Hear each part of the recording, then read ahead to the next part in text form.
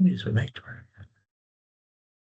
Hi, good afternoon, everyone. It is just about 1:30 now, and I see we do have almost all of our work group members here. We're going to give it just a couple of additional minutes before we get started.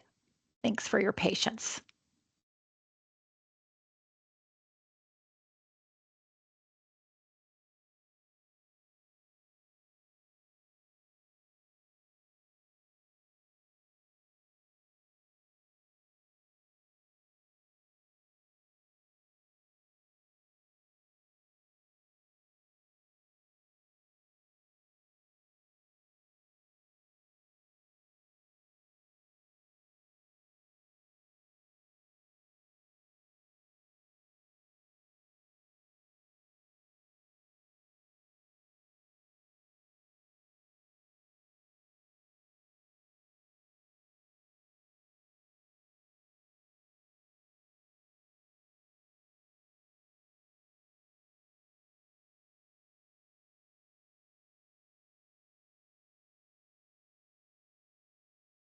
Hello.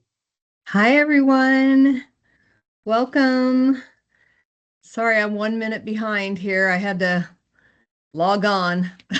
It's like, You're good, you Kimberly. you We knew you you were try to coming. wake, yeah, we try to wake these laptops up because I am blessed to get to actually work from home today. Just got back from a retirement party. It's that kind of time of year. So, anyway, but welcome so much, Kimberly Hendricks, the chair of Innovation Work Group, and I think we looks like we've got a good crowd of people here. So I will kick it off, and I'm going to apologize because I don't have roll call in front of me.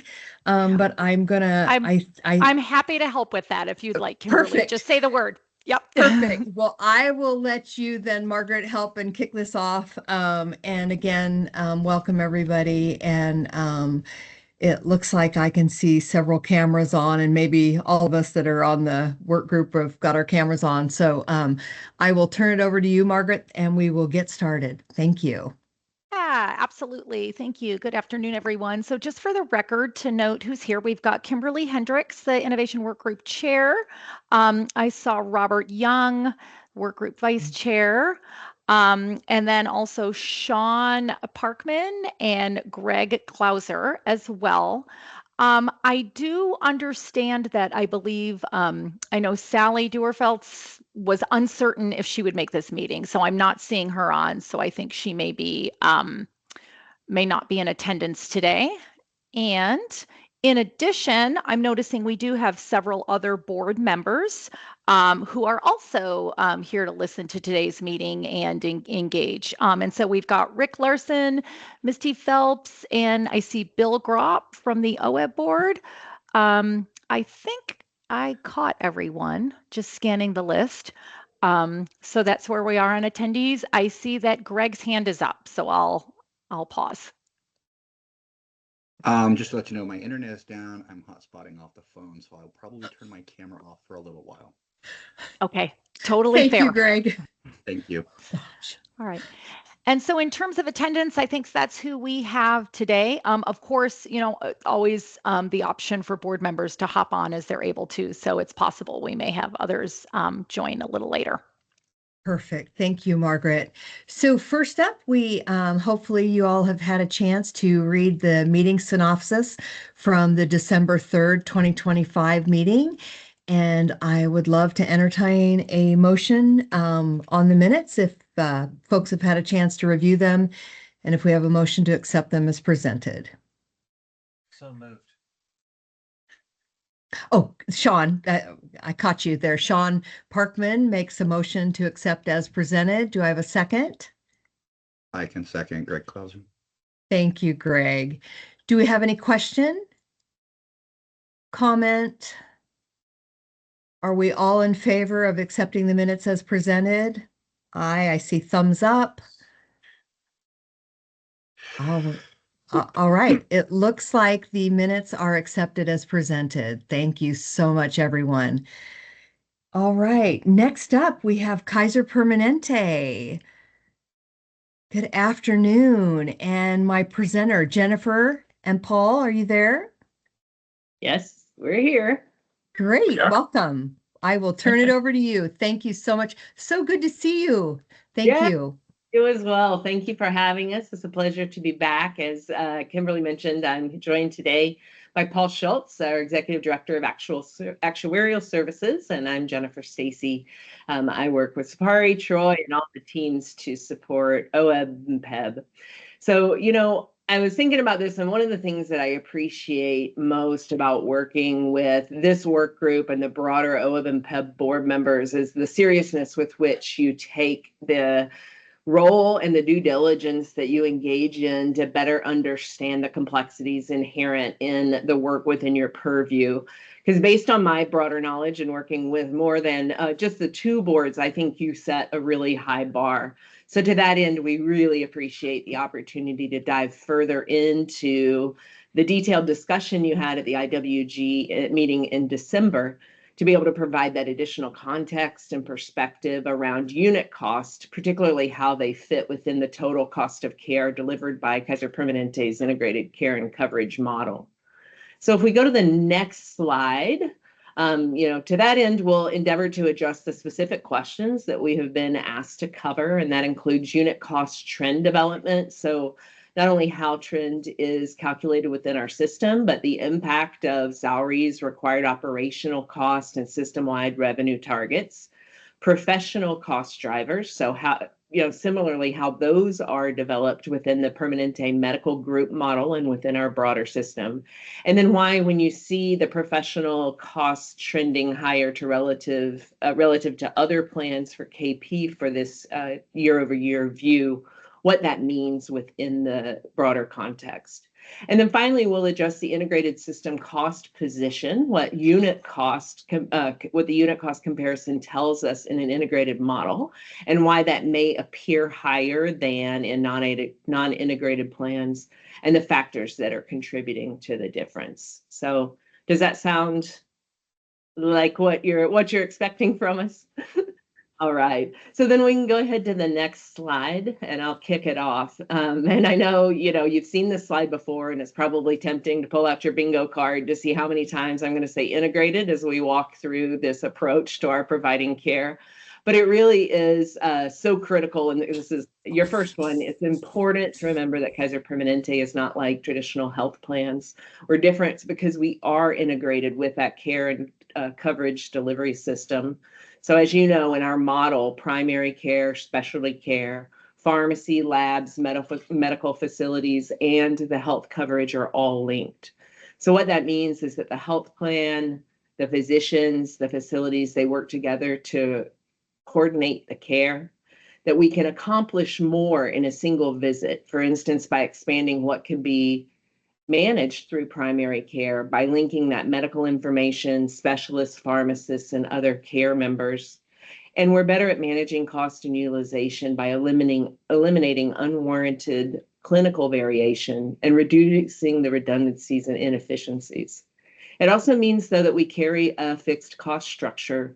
Because of the integrated model, our cost structure is largely fixed. And like a hospital, we will continue to pay our doctors, funding our facility costs, et cetera, even when claims decrease. So in a typical model, you might see that if claims decrease, profits increase 10% by 10%. In our case, if claims were to decrease, for example, by 10%, margin would only slightly move up, maybe 1 to 2%, because that fixed cost model. And then finally, is a value-based payment model, land category 4C, which we've talked about before, is a budget versus claims-based approach.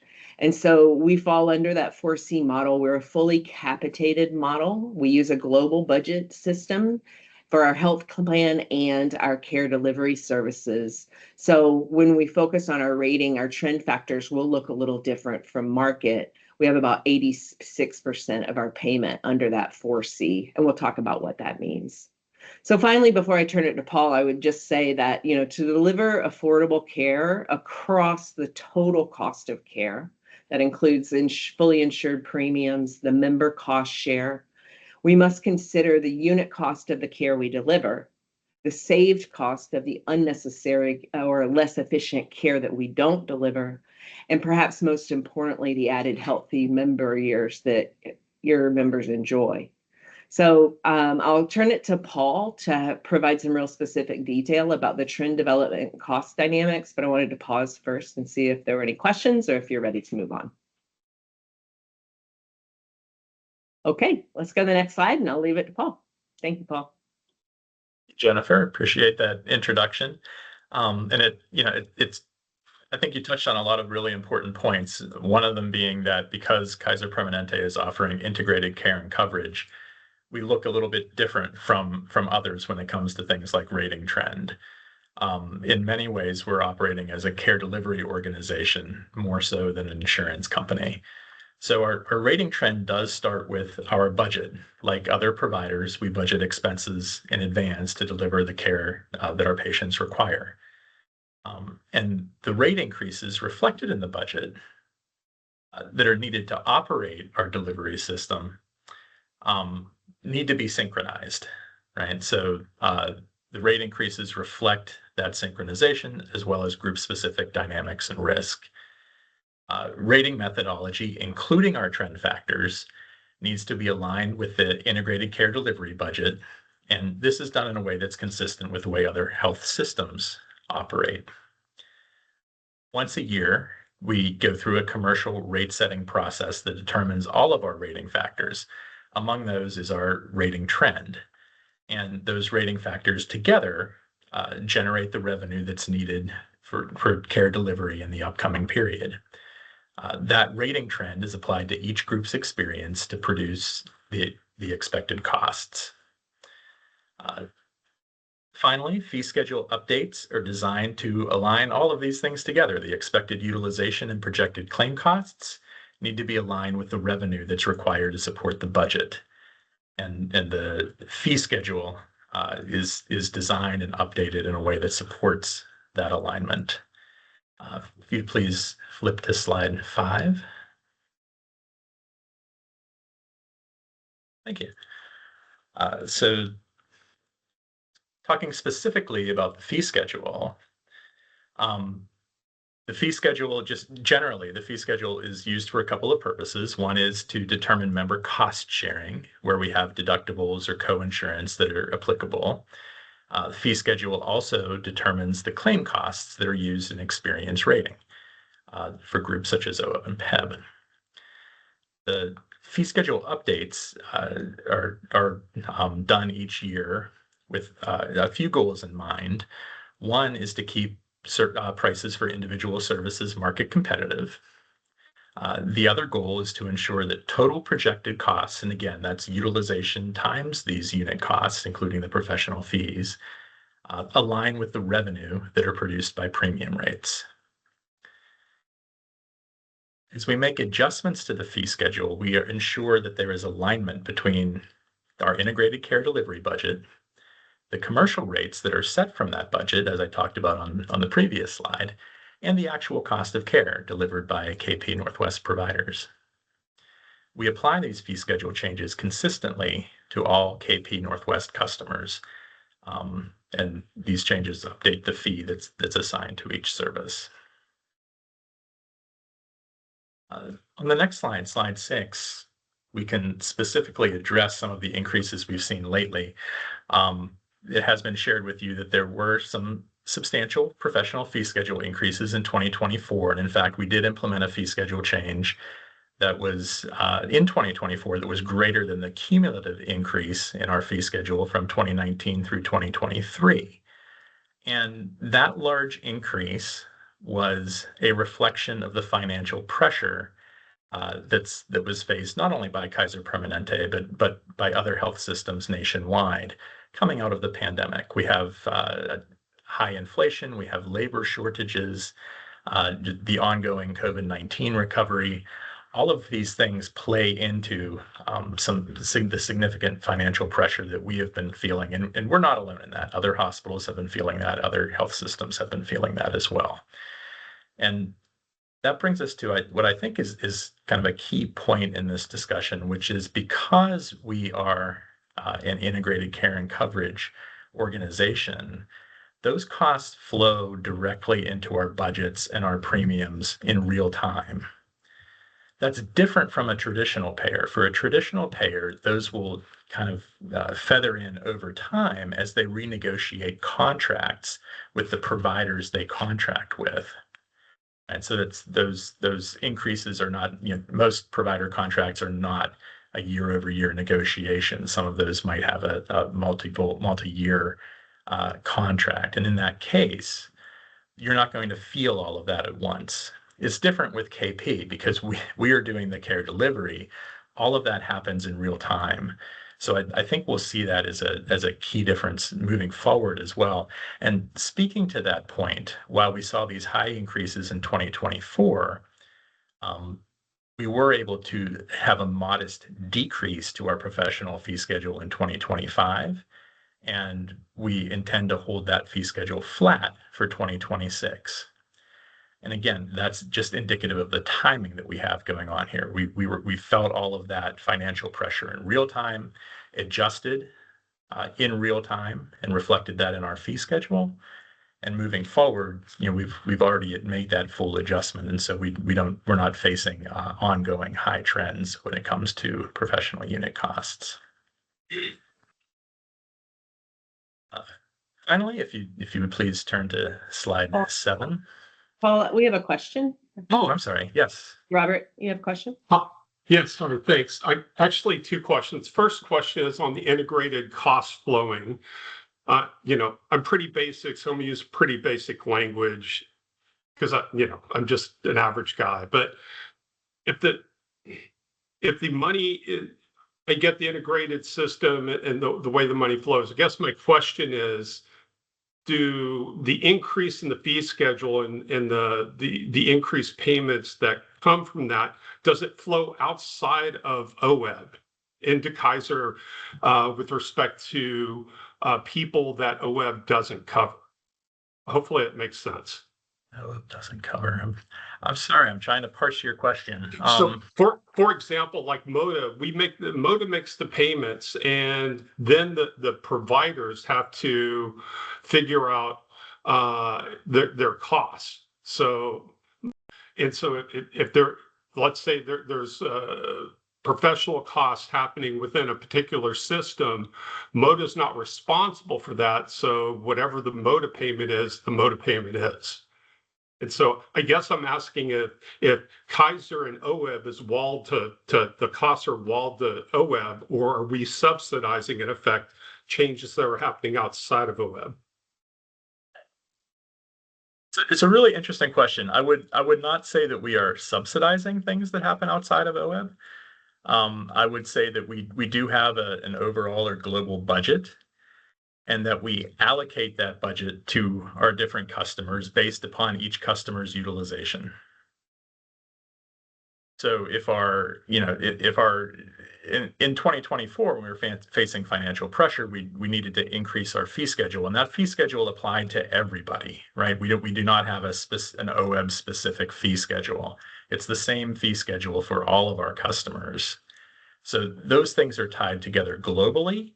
And then in terms of what goes into OWEB's rate, that's going to be based on OWEB specific utilization, demographics, et cetera. I hope that answers your question. Yeah, I think there's another piece of it too, in that, in fact, I think it's from the other side of the coin, Robert, because there's a 200% cap for, I know we're talking about professional services here, but there is some OWEB and PEB do enjoy a level of cost control that others do not, based on the 200% of Medicare as well. So there is that piece when we're saying everybody experiences the fee schedule change. There is that nuance that I would say actually controls cost for OWEB and PEB that is not enjoyed by the rest of the covered population. So that helps me frame my thoughts for the rest of the time. Thanks. Super. Do we have other questions?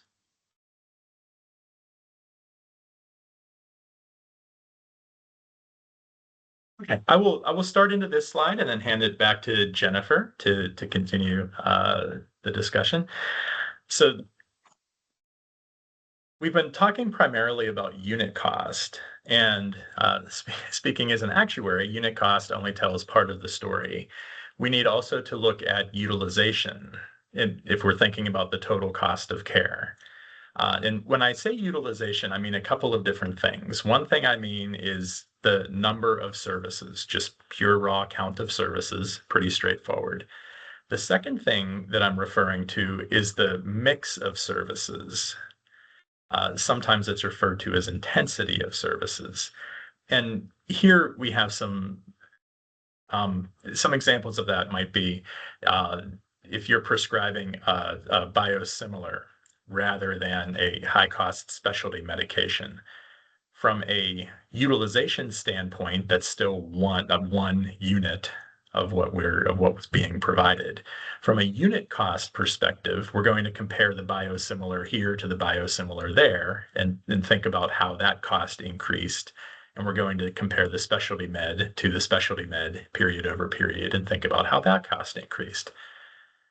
But there's also a mix component, right? So if we are moving toward prescribing more biosimilars, that's going to keep your total cost of care down, even though we have the same number of prescriptions, and even though the unit cost may be flat or somewhat changed from period over period, that still drives a lower total cost of care.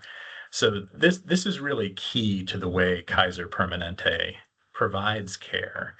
Our unit costs are higher than those of non-integrated health systems. Yet when we look at our total premiums, those prices are comparable to or lower than where we stand relative to our competitors. So for PEB, looking at the $250 deductible plan, that's comparable from a rate perspective. And for OEB, our total cost of care our premiums are lower by 11 to 24%. Meaning our total cost of care is lower. How is that possible if the unit costs are higher? Well, it's because we're able to better manage the utilization. Jennifer?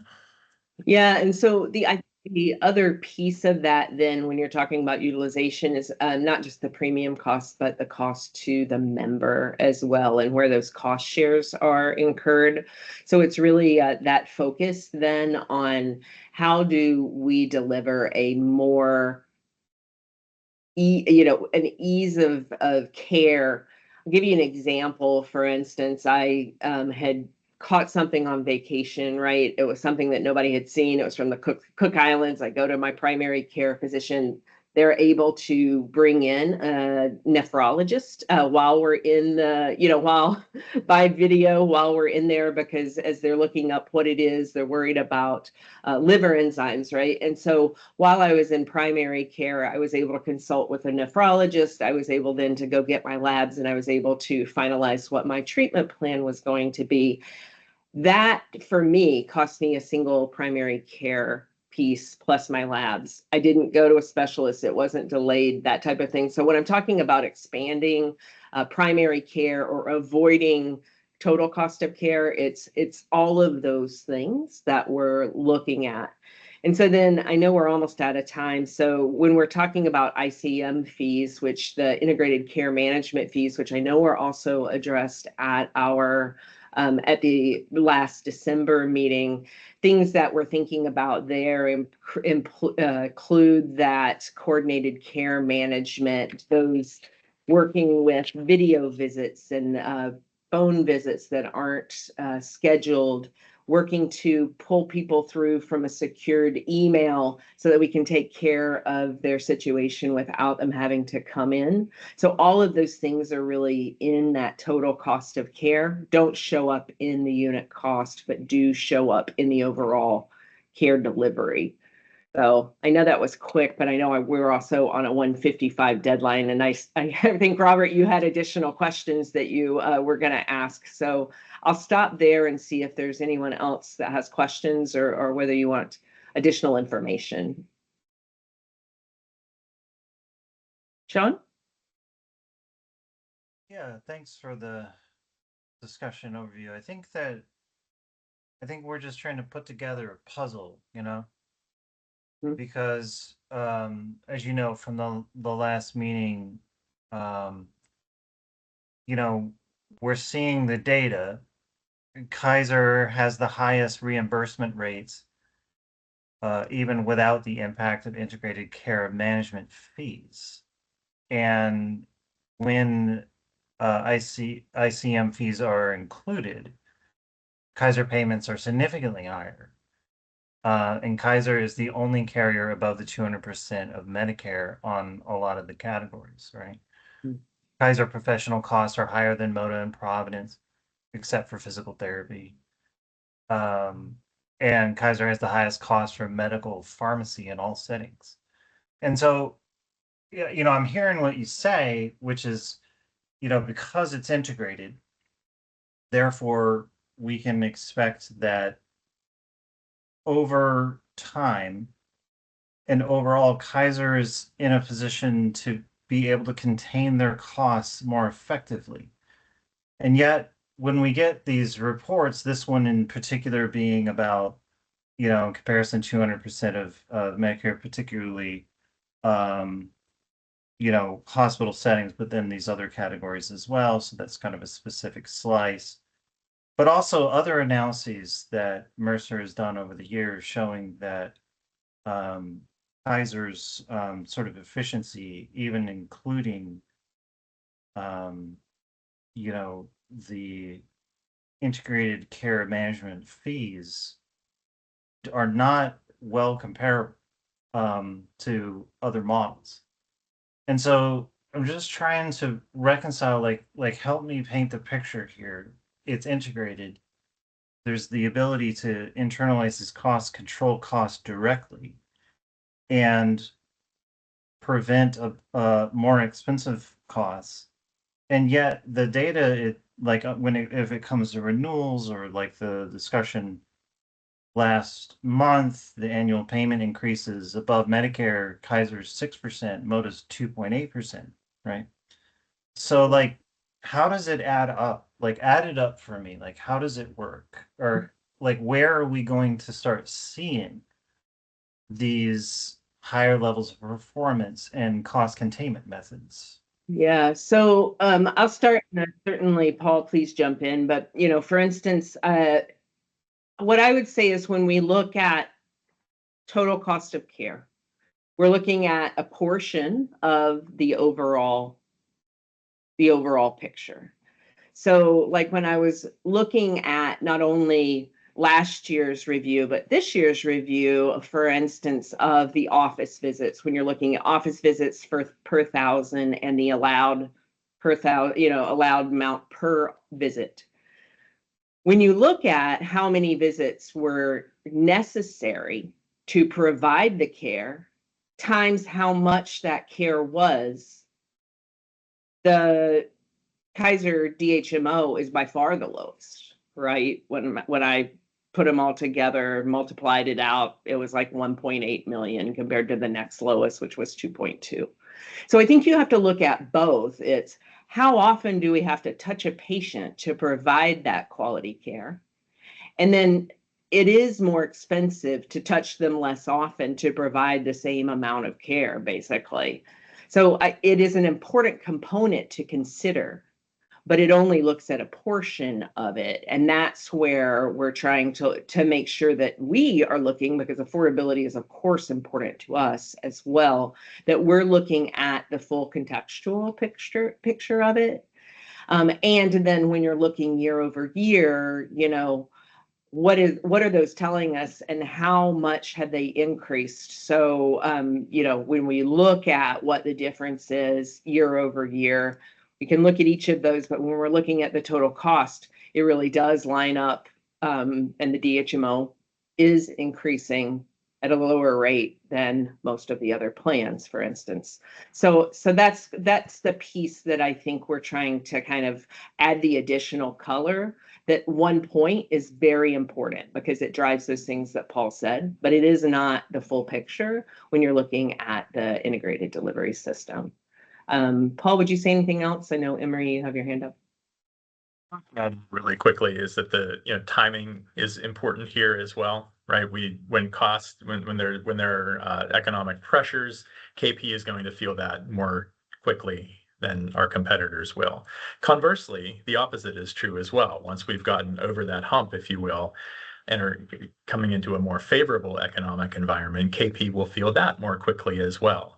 So I know and understand that 2024 was uncomfortable in a lot of ways. It was uncomfortable for us as well. We will see that the benefit of that as we continue moving forward.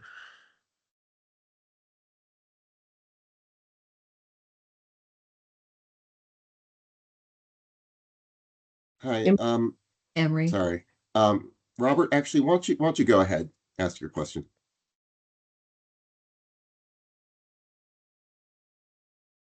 Robert, you're on mute, I think. Sorry, you'd think I'd be a pro at this point. Just maybe refining my prior question with respect to the hospital caps. Just help me understand why Kaiser is charging the higher hospital or at a higher rate than what MODA having to pay their hospitals, because Kaiser owns the hospital, right? So I don't know how to compare those two, but I do know that the Kaiser hospital payments are higher. So I'd like to know how to address that in my mind.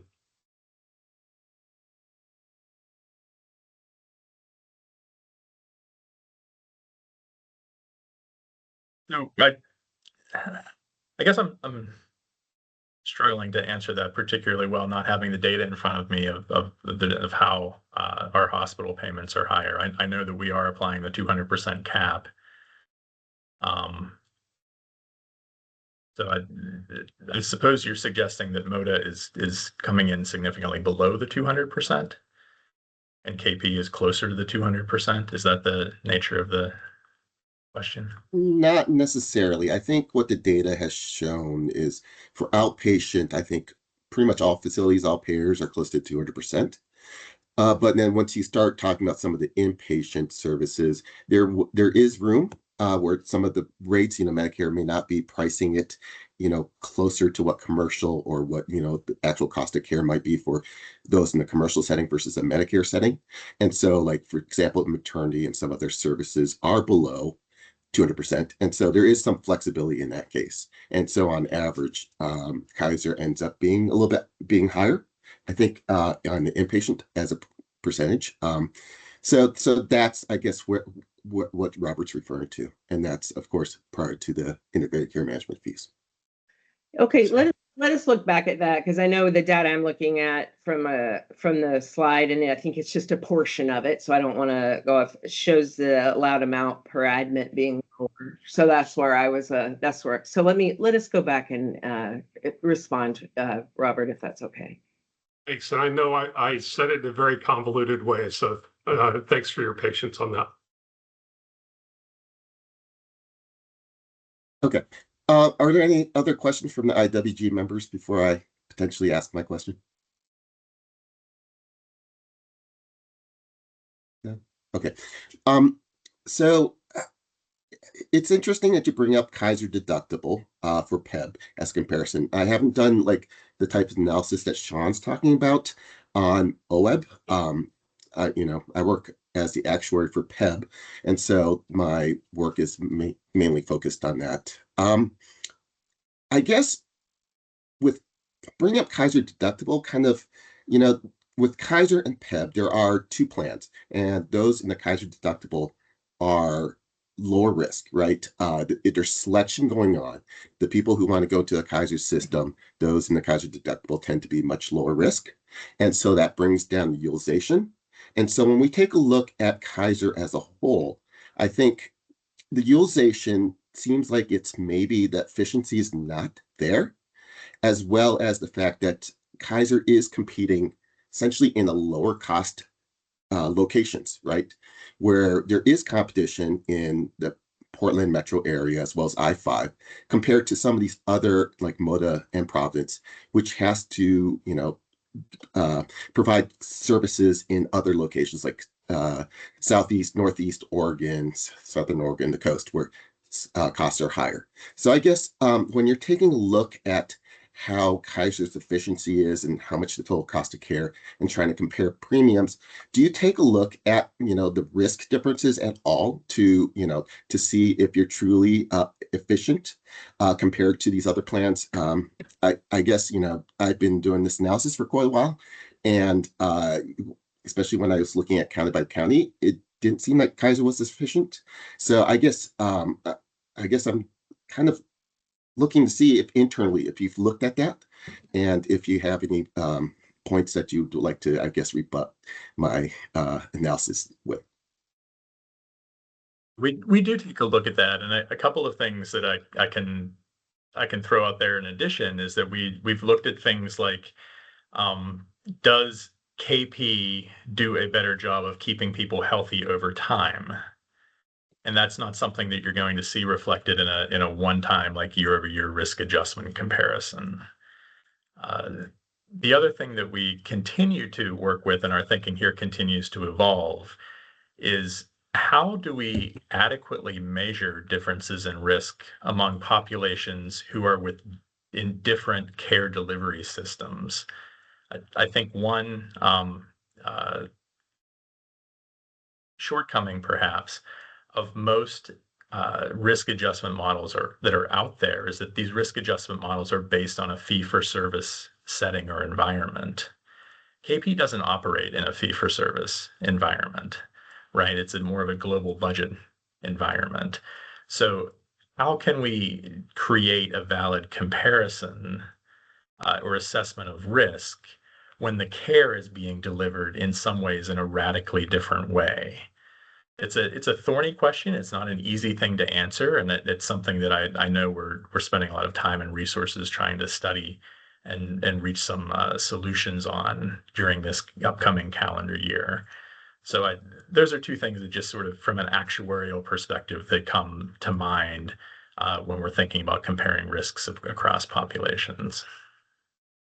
I think the other thing, Emery, that might be important for us to work with you on is to understand what model you're applying, because I do know that as we work with different organizations or with different risk models that measure different things, right, that we want to be able to make sure that we're aligned, and the answer or the detail or the outcomes could be very different. And we want to make sure that we're providing you the same, that we're working off the same understanding of it, because as you know, different models look at different things. Some really focus on spend, and so you're getting a different risk score, for instance, with higher spend, and that's not where we're wanting to go. So working with you to understand what you're looking at, I think, would be an important component as we work to answer that question. Yeah, so I think one thing I'd add here is, this is not our first conversation on this topic, in general. The specifics about the 200%, this is a little new. But Emery's been doing this analysis now for a few years and shows that, that efficiency deficit repeatedly. And I think we've had that conversation before. It's like, well, let's get together and see if we can get the data on the same page. And so I want to avoid doing that again, where we're just kind of like running in a circle again, and then we end up in the same place the next year. I would like to get to a place where we actually can agree that we're comparing apples to apples. And so that every time PEB has that, because it's annual, every time PEB has that discussion, and Kaiser looks like it's clearly the least efficient plan that we have discussed, offline, and we got it all sorted out of like, yeah, we agree that that is actually the score. Emery brings up a good point. The deductible plan traditionally for Kaiser is among the healthiest groups. That's not really a great comparison of like, well, therefore it's comparable. I mean, kind of depends on what you're comparing to. Like, if it's comparable to the statewide plan, that's not a great comparison, right? Because they're the sickest. So I I think the sort of existential question here that I would really like to get some traction on is this. It's clear, and I don't think there's any substantial argument about this, that Kaiser over time tends to manage health well, right? So there generally are high marks on preventive care and like health outcomes and various other metrics. And that's not the question. The question is, does that higher performance come at a higher cost over time? And like, we just have to accept that. Or is the core promise actually true? That if you can integrate well, if you can integrate your program, your system, you can actually have higher performance on health outcomes at lower costs, because those are two different things. Higher, health outcomes at a higher cost, and you just know that you're paying for that, or higher health outcomes for a lower or contained cost. And that's kind of like the big question. So, and if renewal rates come in and they're always 3.4% or whatever, then you're like, well, I have less questions, somehow they're getting it done.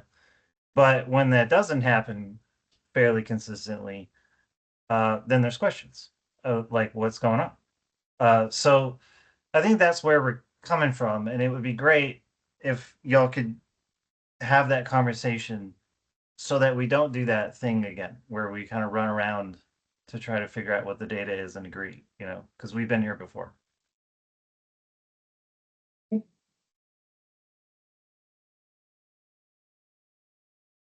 Thank you. Anyone else?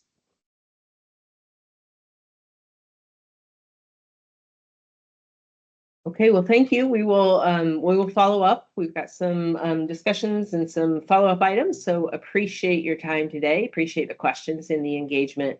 Thank you very much. Thank you, Jennifer and Paul.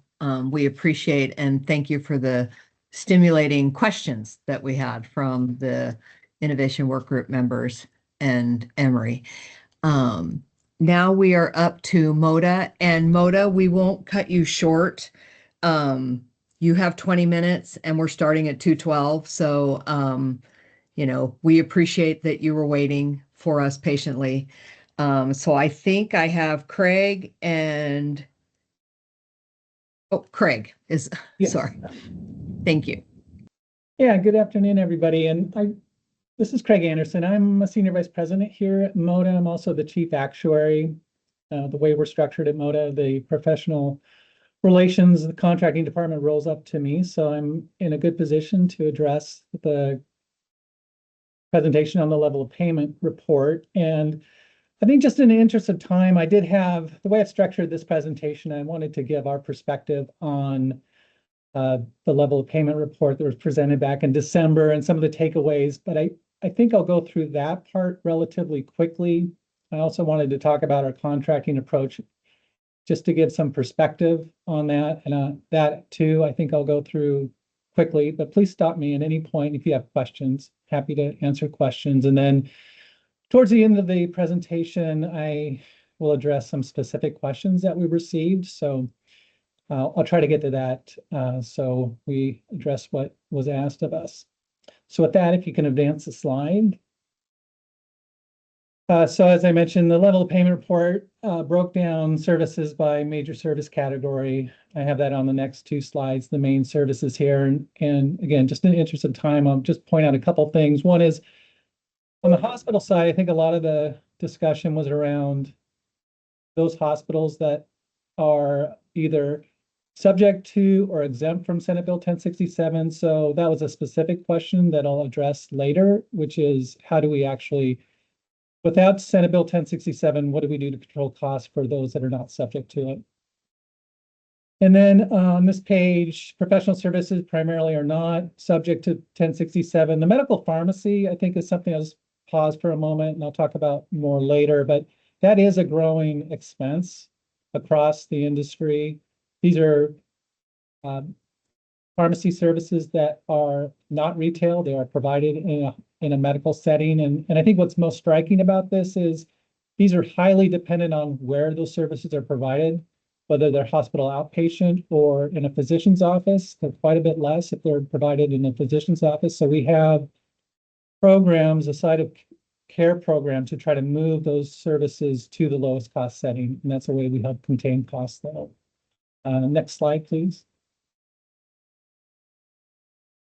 Again, this is somewhat redundant from what you saw in December, but just giving our perspective. Behavioral health, this is the only comment I'll make here, but behavioral health is something that we've really leaned into and focused on because we understand providing greater access is so important to both PEB and OEB, and that's something that we've done to meet some performance guarantees and making sure that we do have a diverse panel and virtual care options as well.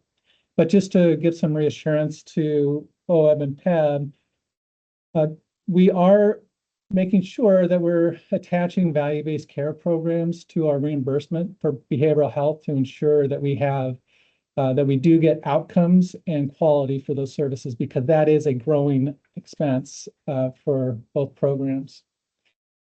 And then before I leave the slide, the ambulatory surgery center, it's kind of an interesting category. These are often independent or sometimes they're owned by hospital systems, but they're not subject to 1067. But the costs are quite a bit lower. And I think the level of payment reports show that they are, for the most part, paid at less than 200% of CMS. And we've implemented 2 new programs, January 1st for PEB and October 1st, 2025 for OEB, where we're actually trying to move some services in the musculoskeletal and in advanced imaging to ambulatory surgery centers to take advantage of that lower cost setting. And that does help with even the non-1067 hospitals. Okay, you can go to the next slide. I apologize if I seem like I'm rushing. Please stop me if you have any questions. And it's been stated overall, I think we performed well on the report that was presented in December, but we were above CMS reimbursement by about 2.8%.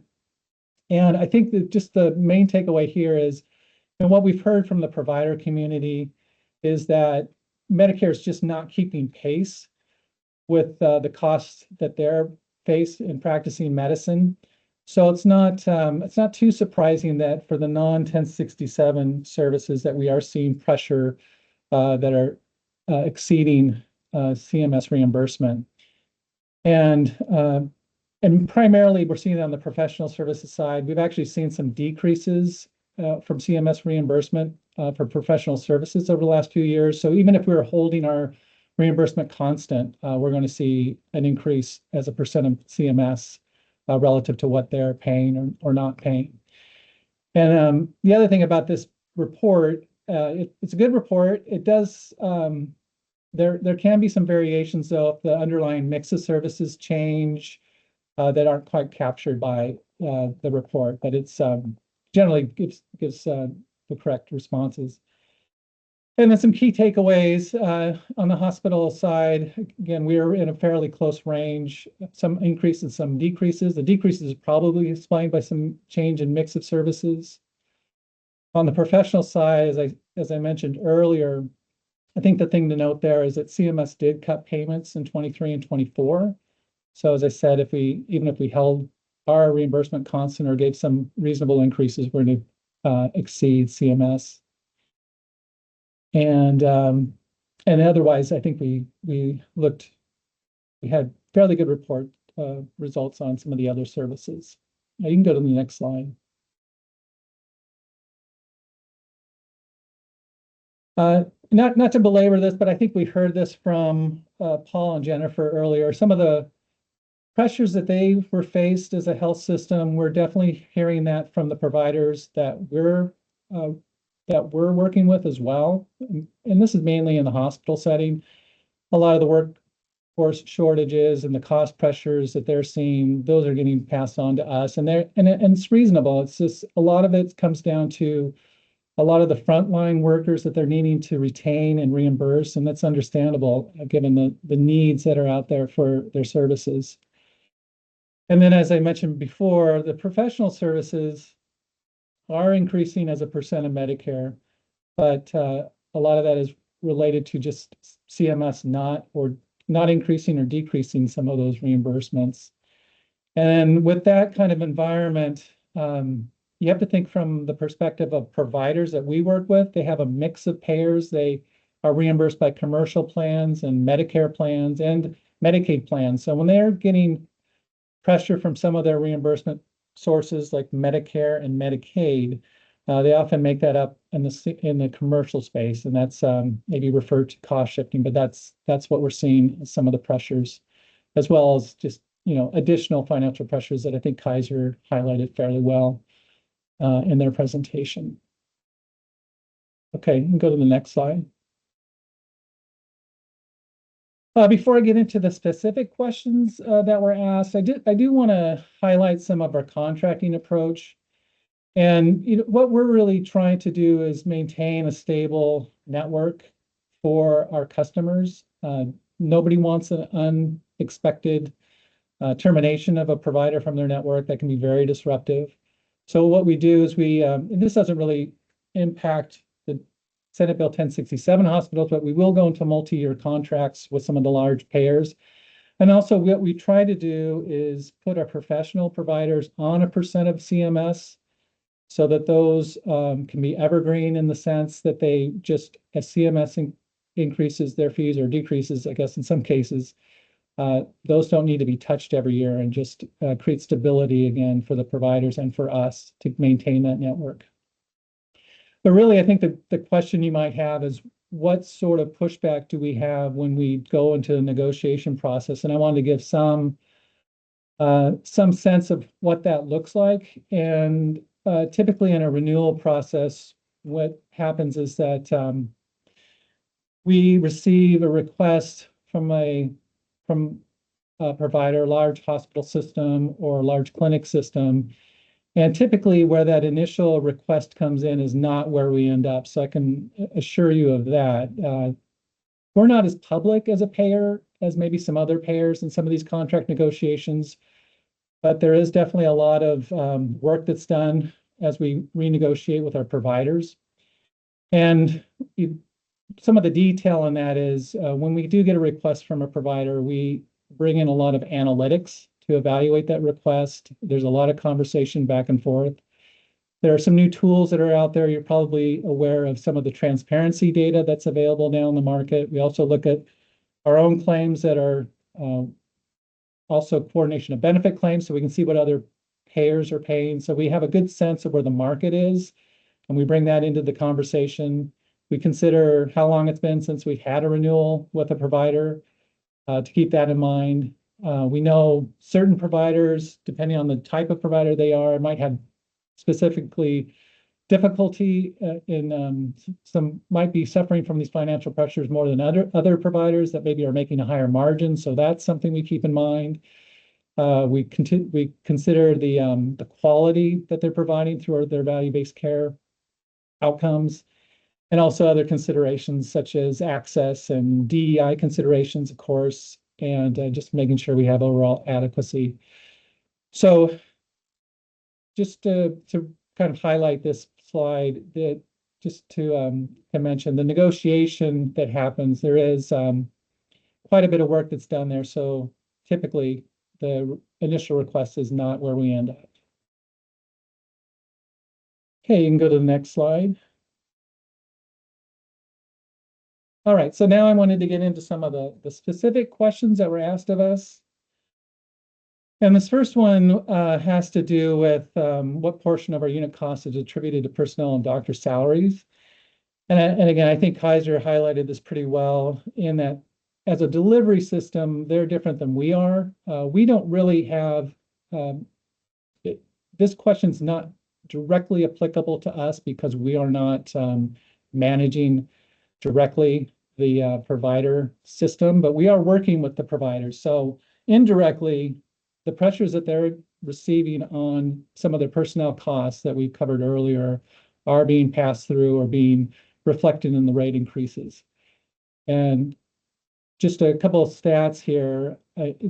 What we've learned is about 50% of hospitals' total operating expense is from labor and benefits. So to the extent that there is inflationary pressure on labor and benefits, that's reflected in the request that we receive from the providers and that negotiation process that we go through.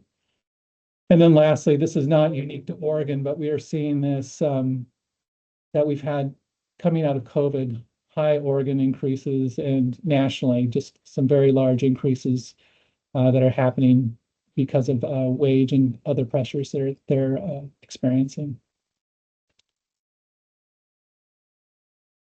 Okay, so we can go to the next questions. Please stop me if these aren't answering the question specifically.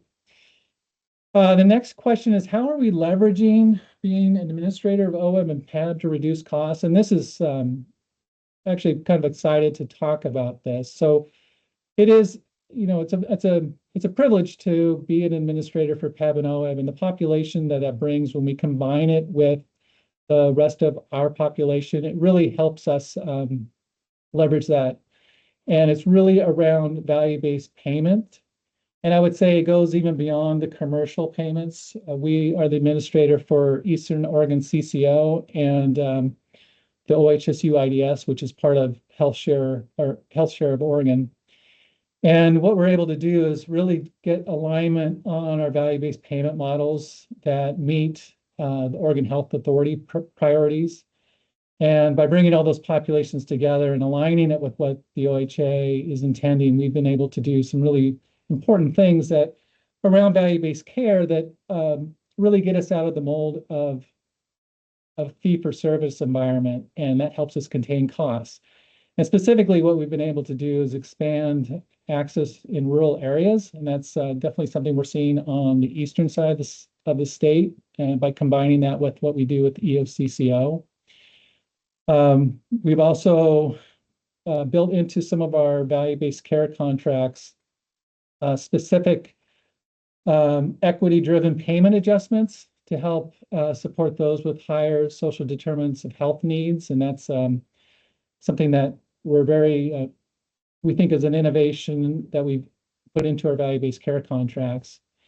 And then lastly, we all know that getting people into the high-quality, cost-effective providers, the patient-centered primary care medical homes, is a way to help manage our members' costs from a population health perspective, and that's grown over time. And again, by bringing all these populations together and the OHA initiatives around PCPCHs, we've been able to leverage that as well.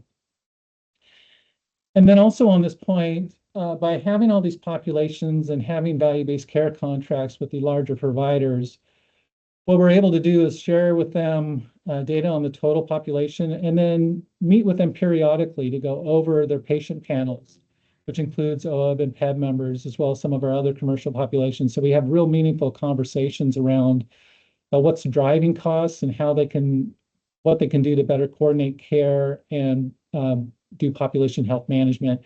And those discussions are very fruitful, and without the populations of OEB and PEB to get the provider's attention, we wouldn't be nearly as successful in those kinds of conversations. And I think one way to highlight the results of all of this is we have been able to, at least on PEB, a report that I think Emory presents periodically, is we've been able to show that the MODA population on a risk-adjusted basis, we are the lowest cost provider. Next question, please. Next slide.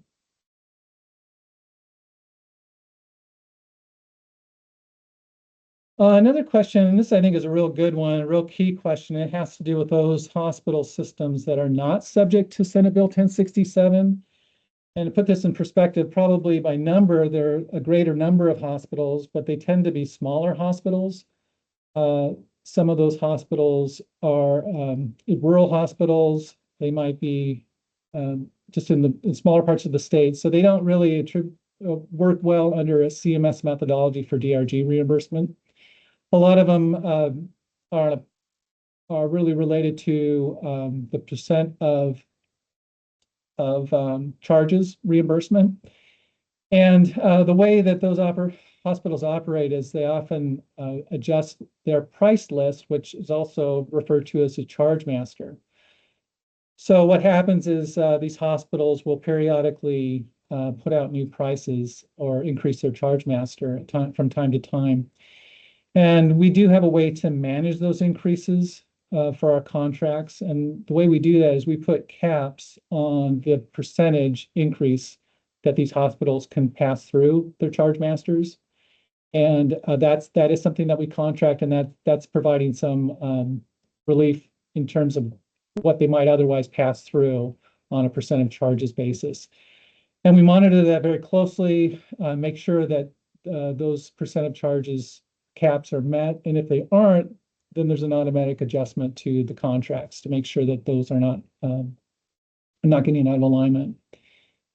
There are a couple of other things that we do outside of that, which is for some specific services where we see that there might be a lower cost setting, even within a non-Senate Bill 1067 hospital, we will put in specific provisions to take advantage of that. So one area is something we refer to as reference-based pricing.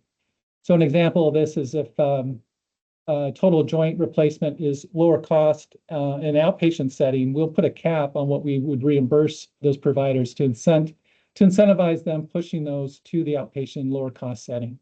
Those are relatively rare, but it is something that we're putting in place to take advantage of those opportunities when we see them. And then, as I mentioned earlier, the medical pharmacy is definitely an area where we're seeing increasing costs. So when those costs increase, what we want to do is make sure that the reimbursement to the hospitals are reasonable in terms of what their markups are. So we'll often carve those out of a contract to ensure that some of the higher cost procedures around medical pharmacy are reimbursed at cost with some markup without being unreasonable.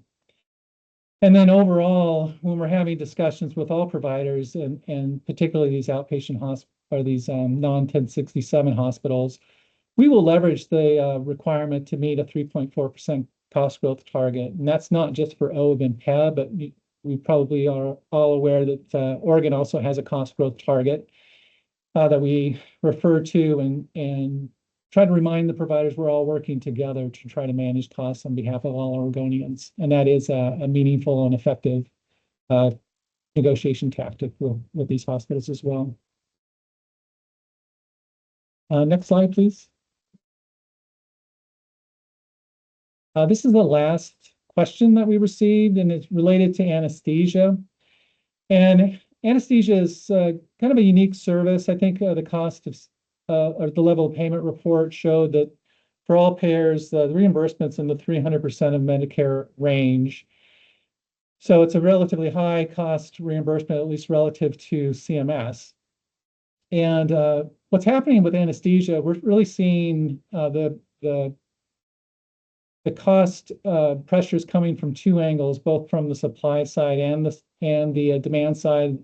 The supply side, what we're hearing or learning is that there are more providers that are aging out closer to retirement, and they are suffering from workforce shortages as well as we're hearing in other areas. So that's creating a supply issue.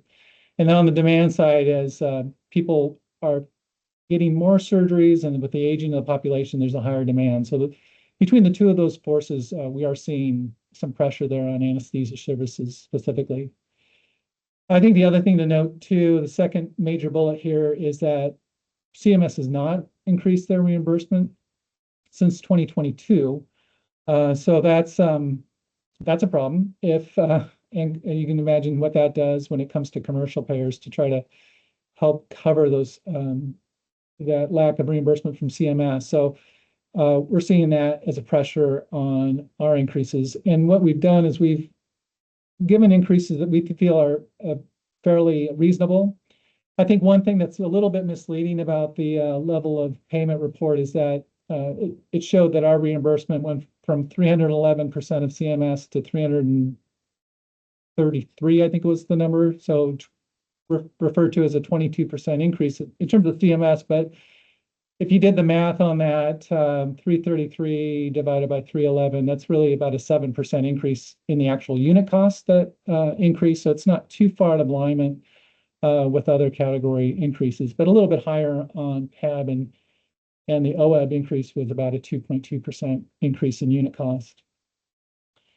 And then one thing that we are implementing on anesthesia this year is a payment policy on how those units that are used for calculating anesthesia reimbursement, we're now rounding those time limits down rather than up, and that is going to save some money on that. And I think there was a question about, well, do we have similar payment policies in other areas as anesthesia? And anesthesia is a little bit different in the way that they bill by unit, but I can assure you that MOTA does have numerous payment policies for all types of providers to ensure that we're maintaining and keeping costs under control. They just look different for different types of providers. So those are my comments. I apologize. I went through that so quickly, try to keep us on line, but Sean, looks like you have a question. Yeah, I have I have several questions, but they're all basically related to the same question. So it's like one big question with a few bundles.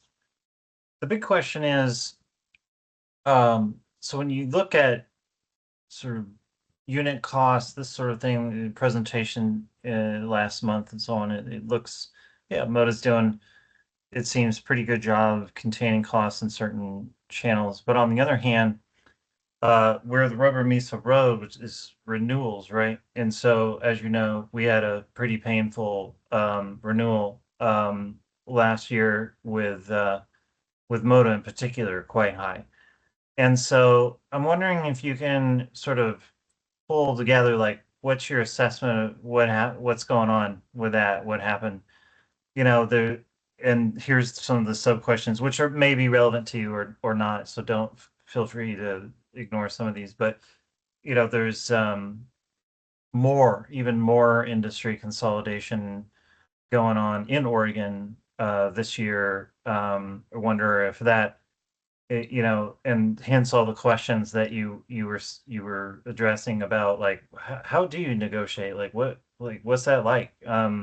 Because our understanding is, the provider networks out there are quite networked, and so they have a lot of command over price and such. And so, like, how do you do that? Like, going forward, thinking about future renewals, like, what's like, how do we not end up in that situation again? Like, yeah, just anything you have to say around all of these, all this whole discussion you've been laying out around cost containment, negotiating, payments, all of that. Just like, where is the pain point leading to that renewal rate, and how are we going to address it in the future?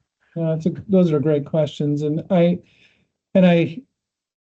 sympathize with what you're saying. I do know, just staying relatively aware of where we ended up with the renewal. It was high, and unit cost, I think Kaiser handled this earlier with Paul's presentation, but unit cost is one piece of the overall picture. There's a utilization component to this.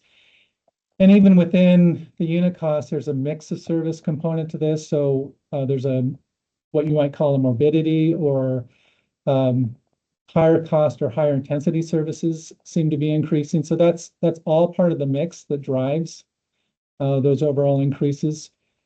And if we just focused on unit cost, we would be ignoring some of the utilization aspects to that. And you might still see increases year over year. So you're right, we have to be managing this holistically, and that is trying to manage unit cost, which we're doing the best we can with that. It is difficult in certain cases where there are providers that are the only provider in a certain geography, and we need that for access. There's leverage there with the consolidation. There's definitely leverage there. So we do the best we can with that. The cost containment, opportunities, in which I touched on briefly as I sped through this presentation, is just trying to make sure that we're getting value for the service that's provided. And I think that the level of payment report really showed there's a very high variation between where the site of care is delivered. And that could be, I mentioned outpatient surgeries, but that, and medical pharmacy, but also lab is another example for that. So, it's leaning into those kinds of strategies to get the services provided at the lowest cost setting. That comes at some expense to the member because, members following the provider's recommendations. So we have to catch that early in that process so that it's not disruptive to the member and putting them out. But, if we can ensure the quality is there and it's not too disruptive, we have to push it there. And then I think it's just trying to manage the population health and get upstream of some of the costs that are driving healthcare when things get out of control. So it's getting people into a setting with the primary care provider, making sure that their needs and their behavioral health needs are met as well, because there's a lot of comorbidities related to behavioral health issues, for example. So trying to get upstream and managing the populations and getting the members to engage in their primary care and their health generally, to avoid some of the high cost services. Because again, maybe 20% of the claims drive 80% of the costs. So we're trying to avoid those costs that are coming off the rails. But just to be honest, the 3.4%, and I was in a work group where the OHA was reevaluating that target for the upcoming years. It's a high bar. It's not in these inflationary times, it's been very difficult to meet that target. And I think that's, we have to recognize that. But going forward, can we get back to something that's reasonable? I think we can. We just have to leverage all of these strategies together.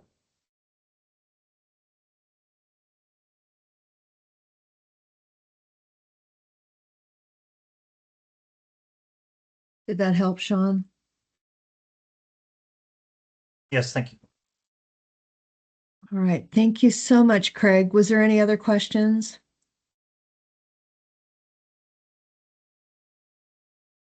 Thank you so much for your presentation. Thank you. All right. Next up, we have Providence, and it is going to be Gillian. And we will still give you your 20 minutes, and we will say we're starting you at 2:42. Thank you. I'm on mute. That sounds fantastic. Thank you so much. Can everybody hear me okay? Yes. All right, fantastic. Thank you. So I'm going to kind of pick up, we definitely approached this in terms of responding to the questions posed and just sort of diving right in. So I will make my way through just noting the time and kind of pick up honestly where Craig left off. I think that was a great tee up. Honestly, there are a wide gamut of strategies we have to employ as a health plan, integrated or not, to help manage costs, right? But labor, my stats actually are showing that labor is actually roughly 60%, not up from Craig, what you mentioned is 50%. And it's the top line item on a hospital or provider's budget. So it is that single largest cost driver. And that, I think, is where we kind of are focusing as a health plan in terms of just context around what's going on in Oregon, in our industry, that really shapes how we're trying to work with providers, right? So if we know that roughly 60%, somewhere in that 50 to 60%, according to the American Hospital Association, is associated with wage costs. And it's important to understand too that that's not just patient care labor, but that's all of those non-clinical administrative roles too. When wage costs surge, unit costs and the pressures that we're all facing around reimbursement, they surge right along with it. The demand for that increase to answer those labor force demands, they grow. Even though before the pandemic, I would say the pandemic really is the precipitating factor that really sort of exploded this labor cost. And it was essentially tied to the use of contract labor during the pandemic, right? There was roughly a 250% or so surge in labor costs between 2019 and 2022. Those are starting to normalize, which is really terrific news. But we're all still left facing the reality of now provider shortage, and there's workforce burnout. So now that those contract labor reliances are sort of subsiding, we still have a shortage that we're facing, both in metropolitan areas and in rural locations.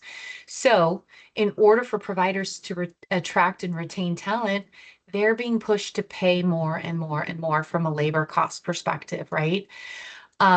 So what we're really trying to do about that, in addition to just understanding the problem, we have to have a solution. So we do believe it's imperative to bridge that gap and continue partnering creatively with our providers to ensure that there's that continued access that's required, by Oregonians and by the PEB folks, employees. We need affordable, high quality care, but we can't simply sign a blank check because of these labor expenses. So we're really working to have direct conversations with our provider partners.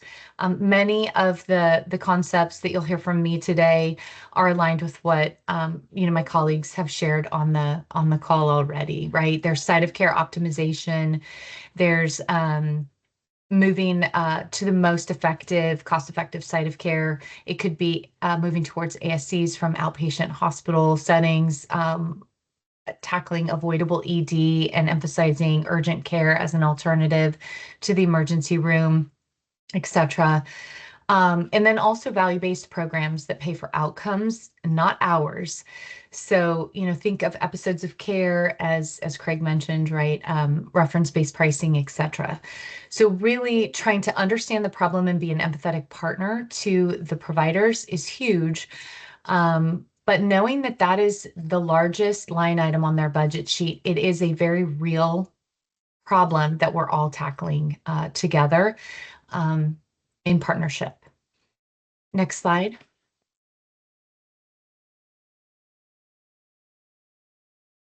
So the next question that we received was, how we're using our leverage as an administrator to help reduce costs. So in the context of those very significant pressures that our providers are facing, we are still attempting to use our scale and influence in a variety of ways to bend that cost curve and working pretty successfully.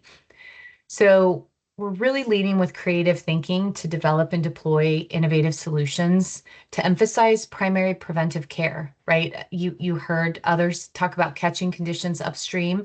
That has to be a primary focus, right? We have to help prevent problems before they begin. That helps us prevent those kind of cost escalations or those crashes of high cost conditions. So that's something we're really focused on, supporting timely access to care, especially when appointments are delayed. So working with our provider partners on creative solutions around immediate care, same day after hours access. How can we make sure folks are getting the care they need when they need it without having to escalate into a higher cost setting? Another thing we're doing is kind of going back to the basics, right? We're talking about being brilliant at the basics. They're tried and true approaches. You heard things like multi-year contracts. They really are effective. They provide reimbursement predictability, and they really do help to allow us to bend that cost trend over time. And then one of the things that may be unique to Providence, but I'm really proud of is really trying to understand from the provider's perspective, the shoes they're walking in, the challenges they're facing, and finding those innovative solutions that can also offer a win-win for both parties. And a lot of times that's in the in kind of operations and what's representing an administrative burden for both parties. We know that time is money. So if we're able to streamline operations, introduce process efficiency, we found that that is really meaningful in terms of helping our provider partners understand, hey, we need fewer FTEs, or we don't have to have this expensive software application for this anymore.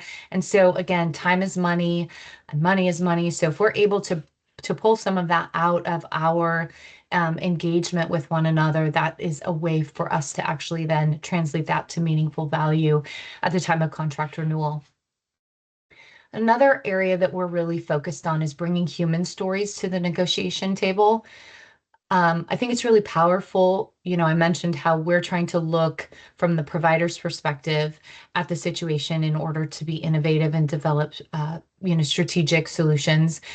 But it's important for them also, the providers on the other side of that negotiation table, to understand the impacts that the discussion we're having has on their neighbor, their child's teacher, their clerk at the grocery store, for example. And so really connecting back to that human element has been really powerful, and bringing that sort of that voice into the negotiation is really, really helpful. We are also leaning into data-driven discussions. There are, financial indicators out there, provider-specific analysis, things like transparency data, hugely important and helpful for us to all kind of understand the financial picture we're within. But again, bringing that kind of human-focused story to the table, we're also bringing information on what is the average household income? What's that growth look like? What's our state GDP growth look like? What does CPI inflationary trends? What are they telling us? And just really bringing that data-driven information and those financial statistics into the conversation to really rationalize with our providers what is reasonable for all included in terms of increasing healthcare costs. We're also always bringing in the cost growth target and kind of those kind of accountabilities into conversations. We are leveraging escalation pathways with the Oregon Health Authority and their accountability framework with public reporting. Definitely focused on Medicare anchored pricing. You've heard that from some of the other folks on the call. But all of those as really important efforts to help us as well with that cost reduction exercise. And finally, and I wouldn't say most importantly, but pervasively, value-based contracting and alternative payment methodologies are integrated into every conversation we have. We're really trying to emphasize a shift from fee-for-service to fee-for-value. We want to look forward to strategies that can really help emphasize that quality outcomes at an affordable cost, right? So we're evaluating continually novel and bespoke models with our provider partners. A lot of times we're hearing providers complain that there are too many kind of niche programs with each different payer. Some level of standardization could be helpful. So we're really trying, again, to put ourselves in the provider's shoes and figure out how we can find a mutual win-win and collectively get to a yes on something when we know that they have many other competing priorities, and they often feel that kind of the VBC work is non-essential, unfortunately, although we really believe that those aligned incentives are essential to making sure that the folks receiving care actually get the best care possible. Next slide.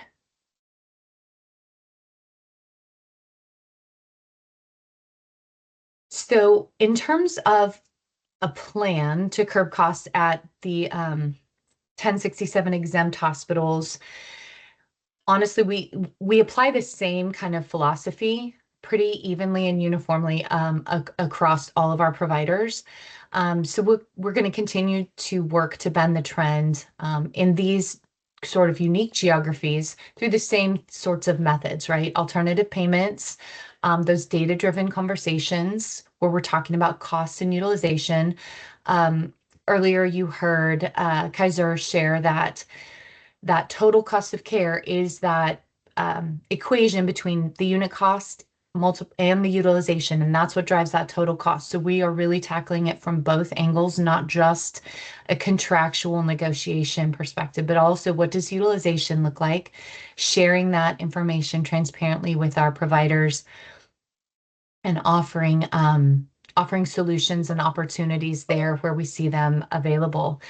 And we're trying to do that all without compromising rural access, because what we do know is those exempt hospitals are typically in those medically underserved areas. They are often sole community hospitals. So there is no ability to deliver the access that's necessary without having those partners in a network, right? So we really have to find that way, that path forward together that's both affordable and high quality and meets those access needs. There's always going to be that tension between access and affordability. That's present in all of our conversations, and that's definitely in the back of our minds, and also a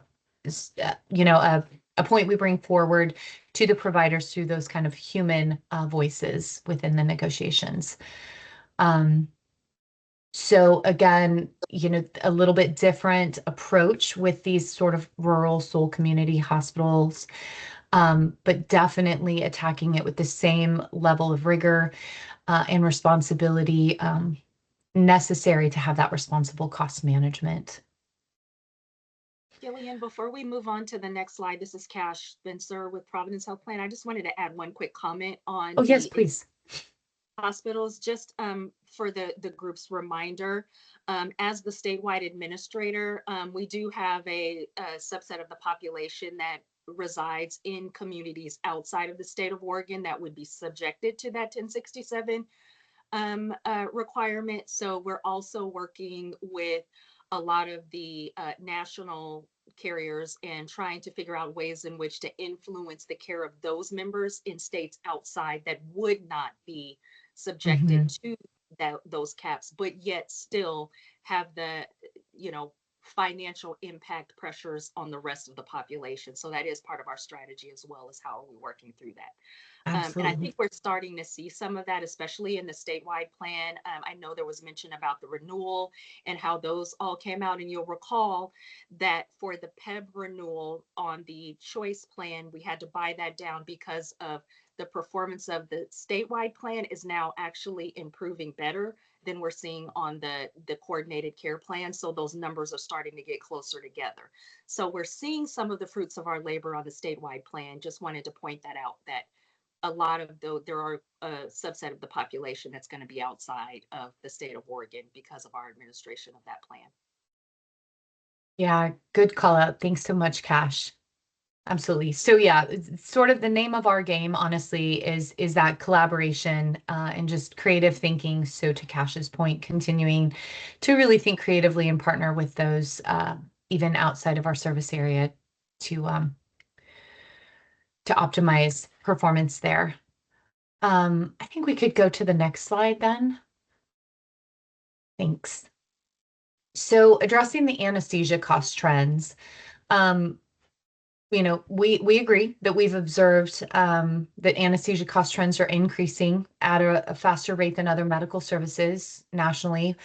I mentioned that kind of workforce squeeze earlier. That's definitely a primary driver of that. Workforce shortage in medical care delivery is pretty prevalent. So I think that is a primary issue, honestly, that we need to address and find solutions for. How can we incentivize more folks to go into medical care delivery? I think that would be tremendously helpful for us to be able to deliver the care that's needed, right? It's just a simple economic supply and demand concern. There's also a rising complexity in cases. And then we're also, we're observing actually a reduction in Medicare's conversion factor. So Craig mentioned, right, that Medicare's compensation for anesthesias remain unchanged. That's true within the base anesthesia units, but we're actually seeing that the conversion factor, which is one element of the two-part equation that delivers that actual rate of payment, decreased between 2024 and 2025. So that's putting an additional squeeze on anesthesia services and just making it more challenging. So despite those national trends ticking up, Providence has been able to realize a reduced anesthesia trend due to a contracting expansion where we included a new group with highly competitive rates within the network. So that was a strong win for Providence that boosted us in this area. But additionally, there's also medical management efforts underway, just, as others are looking at, definitely monitoring, how anesthesia units are being treated. Our teams are looking right now carefully at obstetric anesthesia and have just implemented a unit limitation on that category of service. So we anticipate that to be supportive and helpful in managing anesthesia as well. And then just really trying to align with CMS on generally a more limited approach for certain status modifiers and really how anesthesia is reimbursed. So those are some of the ways that we're tackling the anesthesia cost growth. But again, fighting a tough battle when we're looking at just that workforce shortage and that labor burnout. So that would be my last slide. And I think I left enough time for a couple questions. Trying to get through it. Thank you. Go ahead, Sean. Yeah, let's talk about burnout for a minute. You're not the only one to suggest that burnout is a big problem, both financially and just also on the system itself. So I'm wondering, one way to deal with it, which of course is what's happening, is you throw more money at it, prices are going up. Okay. So that's not sustainable. So have you experimented, has Providence experimented with other non-financial solutions? And if so, what kind of experiments? Such as, I don't know, like hard, like, people speak of the physician's second shift. They go home and then they have to do a bunch of paperwork because technically they can't get done. I don't know, it has some colorful name like the pajama shift or something. There's something like that. So it's like just basically forbidding, putting pressure on physicians that way, and it's not just physicians, of course, it's the whole thing, right? It's like nurses, it's physicians assistants and so on. The burnout is sort of across the board. So Yeah. are there things in the medical settings in that, whether it be the Providence network or the Providence health plan, that can be done, that technically is not just throwing more money at salaries, but rather changing the way that the healthcare setting, like the workplace, that can reduce burnout, or any experiments in that direction? Or what do you, anything in that? Yeah. I mean, you're thinking just like I'm thinking on this. So I will mention two things that I have been dipping toes into, right? This needs to sort of be more fully baked out, but absolutely, how can we make sure that we are supporting our providers for all of those charting and those types of things that now they're just doing in addition to a full workday, right? I've had some of those conversations with key provider partners to explore how we can shift that to help support burnout. I don't have a solution yet. Honestly, oftentimes I find that those solutions, when I'm speaking to a provider, come back to, well, just pay us to do this extra work, right? And that's not the solution we're looking for. So more conversation needs to occur there.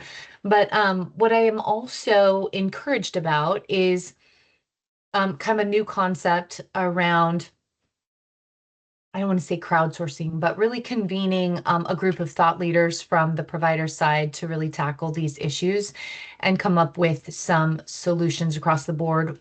I have I've held a couple of these, and what I've heard honestly is that for most of my provider partners, they're really interested in maybe a three-party conversation that also includes maybe some regulatory support to create an environment that's more conducive for them to recruit and retain talent within the market.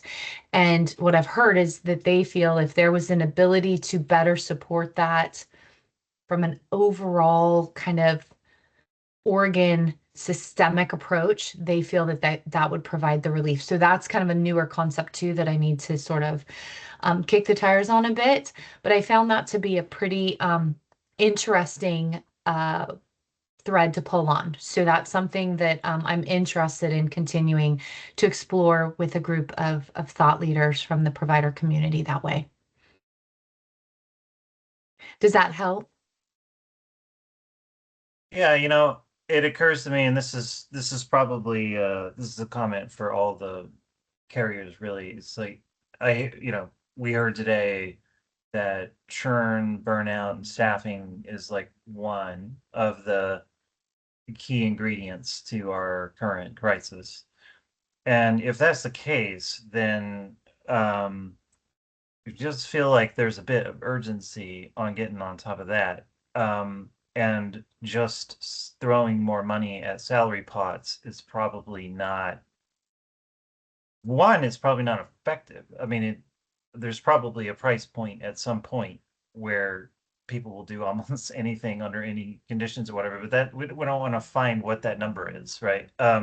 It's not a purely financial problem. It's a workforce, like workplace problem. Mhm. And so I would just say that's starting to sound pretty urgent.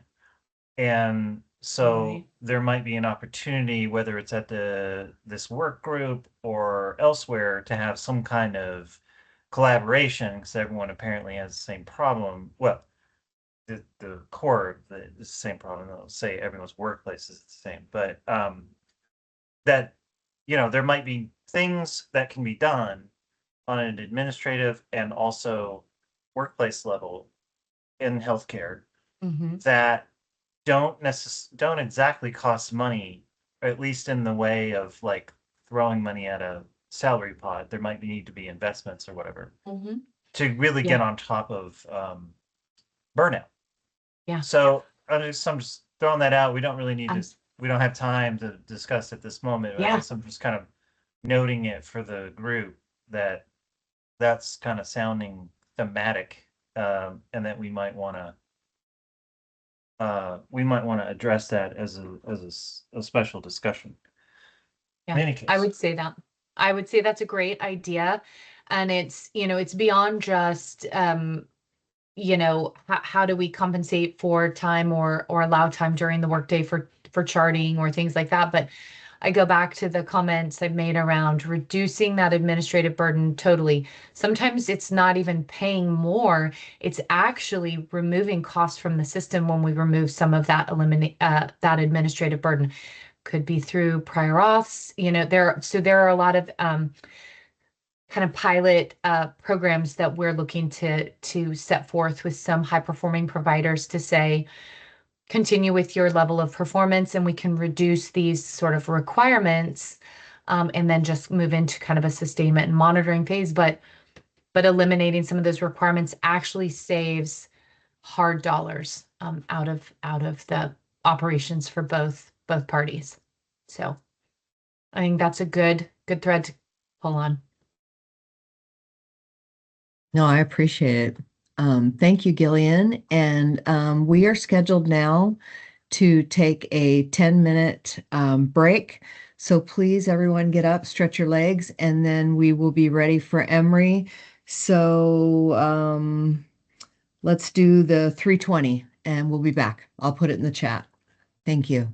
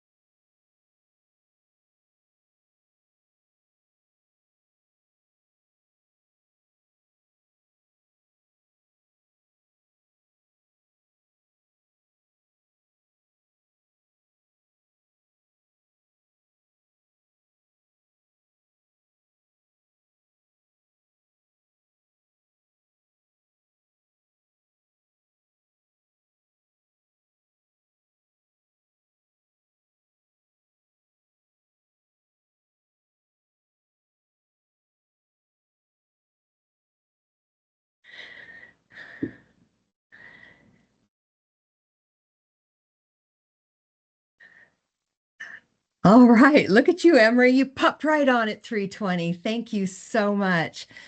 All right, Emery, it's all yours. Yeah, sure. Thanks, Chair. I just wanted to confirm, I mean, the meeting's scheduled to end at 4, so, but should I leave a few minutes for public comment or try to plan on that? Or close? Hey, Emery, at this point, it's Margaret. I was going to say we do not have any public comment at this Okay. point, so I think you're safe to keep talking. Okay. That's a very dangerous thing to say, but sure. Okay. No problem. So, yeah, thank you, Chair. We are presenting essentially one of the reports in maybe like in the triad of reports. It's called the hospital monitoring report, and we'll have a slide that kind of like shows where it falls in all the reports that we've shown. One of them was obviously level payment that we had the earlier discussion on and that we showed in December, and as well as the hospital essentially like the audit compliance with the 200% cap. But this is about the hospital monitoring report. Actually, let's move on to the next slide, please. We're going to provide a little bit of background, but we'll go through that kind of quickly about the report and some things that you might want to look into if for a little bit more history on it. But we'll take a look at hospital findings on payments for specific procedures for specific locations of hospitals. What we're trying to do is essentially take a look at the 200% cap and the impacts of where services and costs are for facilities based on the results of it. Have things changed and stuff like that. So we'll look at inpatient results, and this is in dollars per service or admits, and then per admits for inpatient and outpatient results, which does a little bit more of a dive into some of the specific services, but also looks at cost per service. And then there's some information in the appendix. Okay, next slide, please. One more. Thanks. So as mentioned before, this is kind of like tied into the 200% cap. So just for history, Senate Bill 1067 was in 2017 to do that limited payments at 200%. So this report's basically to see if services change and practices change, if payments are done differently, what are the impacts, or did the intended consequences happen, or were there certain things that happened that we aren't expecting? And so some of the things that you're seeing with some of the other reports, the level of payment report, where we're starting to see services going up, some of the things they're talking about with charge masters and other things, those should show up in these reports. We're trying to use this report to see if there's a shift into some of the non-Senate Bill 1067 cap facilities to essentially make more money, move out of state, things like that. But this is reports. Hopefully, we're trying to look into it. And this report hopefully provides some information about it. But just to give you an overview, there are 23 hospitals that are currently capped, DRG hospitals that are capped, but they provide about 70% of OEB and PEB inpatient outpatient services in those capped facilities.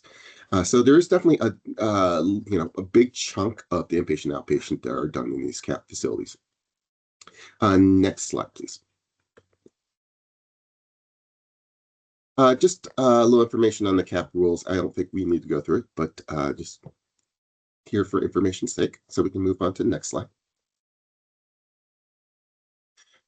So as I talked about, there are 3 reports that we kind of provide similar type of information, but the intent's actually a little bit different. The one on the top right is the report we're talking about right now. We will look at claims data, and this is data from Meritive. So this is the database that has OEB and PEB claims, and we take a look at it, and we can dive down to a granular level. We will be looking at inpatient and outpatient reimbursement, procedure code level, or DRG level. There's the 2 other reports you can see there, level payment, which was the one that was provided in December. We had 2024 results as a percent of Medicare and the changes compared to that based on certain categories. And then the top left, which is the hospital compliance, just basically seeing if certain hospitals are above 200%, if certain providers, where they are. It's kind of like it's based on claims information, but it's repriced to Medicare. So it's a little bit of a check on essentially the level payment report down below, which relies on data from the carriers. We will be looking at 24 results later this year. Right now, it's scheduled for May of 26, but we reviewed last 22 and 23 last year. Okay. Any questions before we move on? All right. Next slide, please. Just we little slide showing the Medicare change in reimbursement. That was a big part of the earlier conversation today. This takes a look at the market basket for hospitals. So includes inpatient, outpatient, and ambulatory surgical centers. So it's more focused on the report that we're showing today. You can see there was a big bump post-COVID in 21, 22, and then a little bit in 23. Now it's kind of coming back down to about that 3.4% level. So 26 is a little bit lower than prior years, but it is one of those situations again where if you start losing ground to Medicare, you are potentially having costs rise above the 3.4% limitation, and so that's why we do kind of look at Medicare quite closely, as well as take a look at certain services here in this report to see, really where are the costs eroding and causing essentially those results that we see in the renewals, at least in the most recent years. And this is unit cost only. So, in terms of utilization changes and stuff like that, member risk, utilization changes, location, those things can impact overall costs. I think there's some mention about it earlier today, but, that's some of the things that we are looking into and, this report might show. Okay, next slide. This is some history on the hospital cap and impacts. Just if you want to dive in, take a look at that Health Affairs article. The next slide has some more information on it in terms of how inpatient prices changed as a result of the gap. So it's like everything kind of dropped below to 200%, while with some of those facilities there on the right end that were significantly above 200%. So it did provide savings. Okay, let's move on. Okay, now to the findings. So before we get to the findings, just talk a little bit about how Medicare pays for outpatient and inpatient. This slide, I think, was also shown in December, but just to reiterate, outpatient there on the left, there is a system called OPPS. It's basically based on APCs or, procedure codes. And so services are grouped, and then each code has a fixed payment rate. For inpatient, it's based more on DRGs, MS-DRGs. So each admit is grouped into essentially a type of admit. There can be differences based on if there's major complications or just regular complications or chronic conditions. So those things can make costs go higher. But if you look at things on a specific DRG, then you can do a little bit more comparisons from year to year or facility to facility. And then some information about when they're updated. Next slide, please. Okay, key findings. So we are taking a look at 2024 compared to 23 in some cases. Well, actually, I'm not sure if we showed 22 in this report this time, but basically we're looking at plan year 24. So for PEB, it is on the calendar year. For OEB, it is on a plan year basis as well. So that's October through September. But what we notice for 24 is that in aggregate, the costs aren't really increasing at a significant rate. You'll see, take a look at some of the numbers, and it's not going to be drastic. We are looking at, facility costs, and a lot of the things that we saw in the level of payment were in the professional, as we discussed earlier. So it's not necessarily going to be showing up in some of the data here. Some of the higher costs recently, there are some indications of what's happening potentially with the costs to the plan and reasons for cost drivers, but you're not going to see it in aggregate as nearly as much as you will, unfortunately, in potentially in the claims experience in this case. But one thing is like specific procedures at some uncapped facilities are definitely seeing some larger changes. And there's a few admits in capped facilities, like especially maternity, where the rate increases are a little bit higher when we look at on the per DRG basis. Some issues, emerging issues, emergency room, emergency department usage and costs are increasing. And one note here that I think is probably consistent across OEB and PEB, higher acuity visits. So those emergency room visits that are the higher acuity and thus get paid at a higher rate, those are increasing at a faster rate. And so that makes if you look at cost on the procedure basis, it's maybe not increasing as much, but if you're looking at emergency department usage in total, it is having a much bigger impact. J codes, or especially drugs administered in the medical setting, they do vary in cost. And there's some in the data we have on the most expensive or the biggest claims for OEB and PEB, it shows that capped facilities are showing a lower cost per service than uncapped facilities. There's also a chance to move site of service on some of those. If you go professional or like in a home setting, there's definitely even lower cost than what we're going to show here in the report. But there's some of them can be shifted over, but not all of them. And so we'll have a few notes about that, but that is something to look into. And then some outpatient events. So they include these preference-sensitive services, knee, back surgeries, those COE type services, also, colonoscopies. They are actually increasing in terms of overall cost. And there is some pretty good variance in how much those costs are, depending on where they're performed. So there, again, site of service, things that might get impacted as a result of the Garner program, as you're looking for more efficient providers, or you're looking at the cost of things, and then hopefully Garner is going to drive people to lower cost settings in this case, which is, the next steps there. Determine whether that's actually happening. We're going to talk, I think, maybe next month about how we can analyze the Garner impacts, and that's going to be, that's tied into some of the stuff that we see here. Another potential next step is cost of care and I think, I believe MODA was talking about this in terms of reference-based pricing for certain services. So increasing that to maybe limit how much reimbursements are, because, if sites change or, just certain facilities are much more expensive, is it really worth it? Can they be moved to lower cost settings or lower cost facilities, or setting maximum reimbursement levels? Because the 200% cap did impact and did provide major savings for OEB and PEB, and can that be extended? So hopefully this report shows certain areas where those ideas may be analyzed, expanded on, again, tying into maybe another IWG presentation, which is, leveraging purchasing power. So it's kind of all together to hopefully bring down costs for OEB and PEB. Any questions, comments before we move on? Okay. Let's move on to the next slide.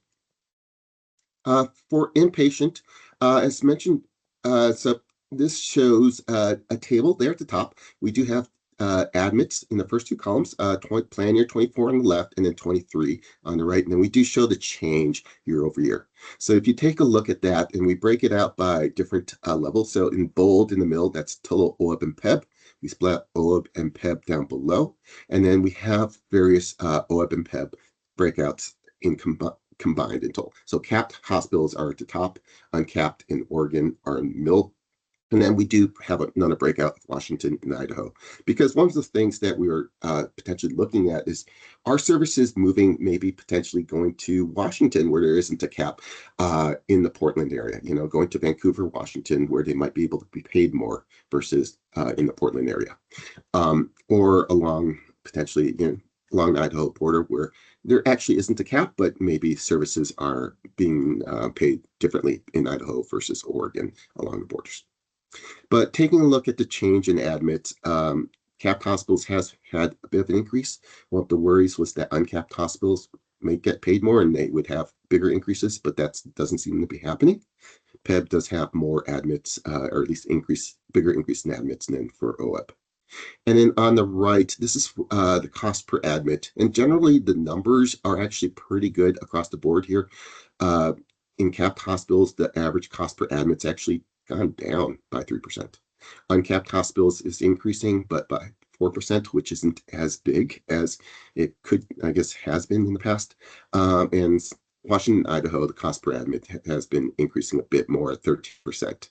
But as you can see, they make less than 10%, about what 7%, 8%, 7% of the overall admit.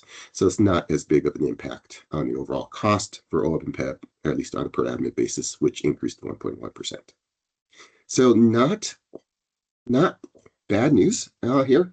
If we take a look at the next slide, we do take a look at specific DRGs, and these are the top DRGs by spend. And so this breaks out capped and uncapped, so you can have a look at, how many are done in the capped facility versus uncapped. And then the cost changes from left on capped and uncapped. We do highlight a few rows where, especially, I guess, some of them are, 4 of them are essentially pregnancy, newborn deliveries. The impacts there are actually increasing for some of them. The vaginal deliveries there on the capped facilities are increasing 9% on a per admit basis. And this is where typically vaginal deliveries are below 200% of Medicare. And this is where we're kind of worried about that erosion of savings. There is a cap of 200%, but if you're below, you have more room to move, and we're seeing some increases on the cost per admit in this case. So in terms of the contracting, hopefully it's going to be tighter, but this is one area where it's kind of like, maternity costs are increasing per admit, and that's not necessarily what we want to see. And the capped increases are bigger than the uncapped. The extreme immaturity neonates, that third row, the capped facilities, it's really more outliers that's impacting that decrease. You can see an increase in the uncapped facilities. The septicemia, we highlighted it. It's 7 and 9% increases the sepsis. Kind of a lower level sepsis DRG, but this is one where the costs are also increasing, but the utilization or the number of admits is increasing as well, and you'll see that in a little bit more detail in the next slide. So it's kind of like one that probably, hopefully, doesn't show up as high because it's, in many cases, it's because of they got infected, right, in the hospital, or, it's an infection that probably, hopefully, shouldn't have happened, but they did.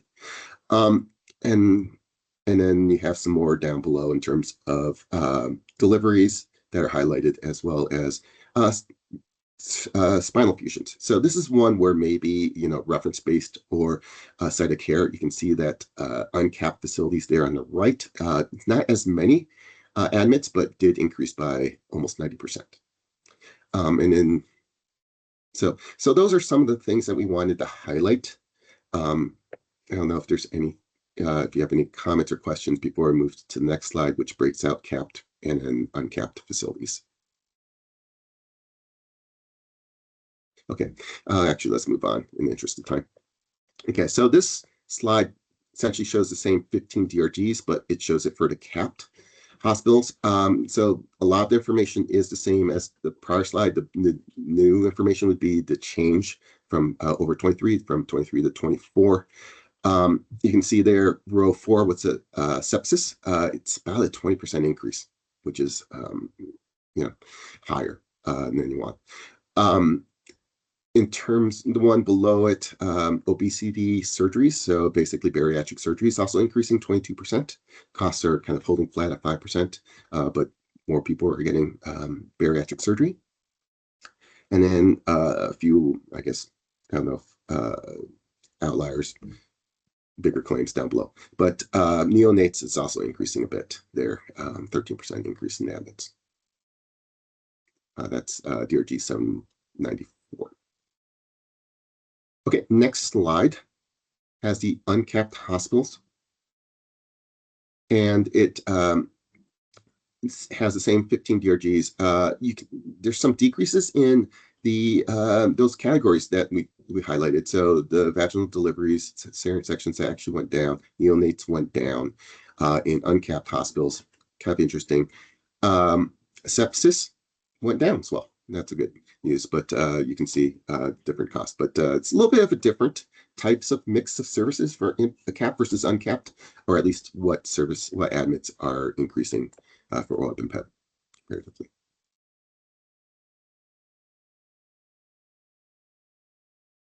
Okay, moving on. For outpatient, we have four different categories that we're looking, well, four different types of cuts, data cuts. One's just in general. They're outpatient services on the left. Services are increasing by about 2%, but the cost per service on average is up by 10%. And the cost per service is increasing at capped hospitals a little bit more than uncapped. Emergency room there, the second one, cost per service is increasing 10%.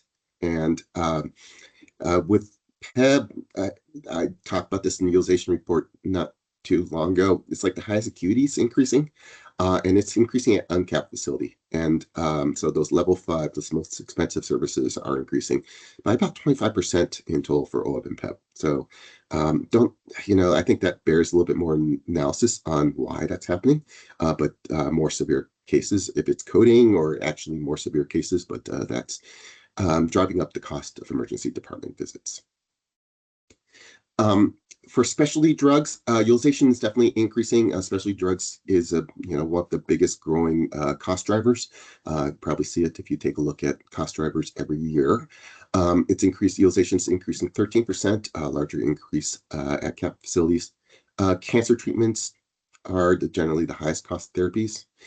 And then there is like a pretty drastic split between some of those costs per procedure at capped facilities compared to uncapped, where capped facilities are significantly lower. So there is, I don't know if it's advantages there, pricing, or uncapped facilities are just charging more, being able to get more in the contracting, but appears to be a bit of a difference there in terms of the payments.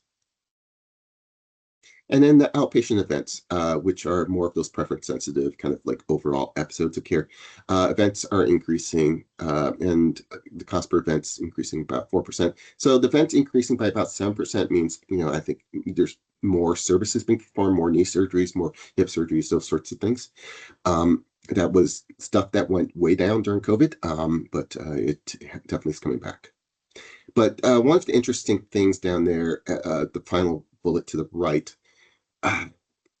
this is where Garner might shed some light on this, but the underlying procedure codes for these services may not be increasing that much, or at least for the major ones. So if you take a look at, like, this, for example, knee surgery, the actual knee surgery procedure codes, cost is not increasing, but the cost for the entire episode of care is increasing by a bit more. And so what does that mean? Is it providers doing more services in order to, for those episodes? Are the other costs higher? But there's, maybe Garner can help, or will help find those more efficient providers, and that these providers that are less efficient are being utilized and making the cost go up. But it's something for us to look into. But it's a little bit of a difference. It's kind of like the increase in the overall cost per episode is increasing more than the underlying procedure codes. So why is that happening? So it might be worth looking into. Okay, for the numbers, we can move on to the next slides. Next set of slides. Okay, so this is the overview for outpatient services. This is everything in total. It's providing information similar to before, where the cap facilities at the top. You can see the cap facilities services actually went down. The cost per service did go up by 11%. That can be heavily driven by the mix of services. J codes can impact that as well. So I wouldn't worry too much about that. Look at more on the detailed level basis. That might provide a little bit more information. In terms of the uncapped in Washington, Idaho facilities, those services did increase by about 6%. But overall, since capped facilities have the majority of these services, for OAB and PEB, it's only increasing about 2%, with OAB increasing a bit more than PEB. Let's dive into the next slide, please. Okay. Top 15 procedure codes. So this is where we get a little bit more specific in terms of the procedures and the cost changes. And so you can see the percentage of services in capped versus uncapped, as well as the total services, and then the change in cost. The top 3 are emergency room services. So you have the 99284, which I typically call level 4. So that's a moderately high complexity. 99285 is high complexity or level 5, and then the one below it's actually 99283 is level 3. So that's actually a lower complexity than the top procedure code. But you can see the cap services, or the services, they're kind of relatively evenly distributed between capped and uncapped, although with level 5, the percentage has gone down for capped, and you'll see why in 2 slides. But the cost per service, these specific procedure codes, is increasing by like 10-12%. So the usage of these services going up, the cost is going up, and severity is going up. That's not a good story. Sean. Emery, I don't want to interrupt you, but I have to admit I am swimming in a bit of data at Yes. the minute, right? Mhm. So I kind of want to get to like, what are we doing? You know? Yes.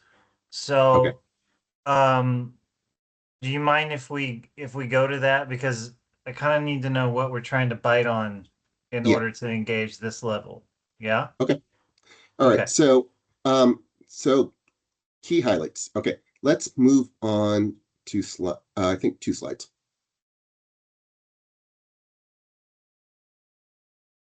Okay.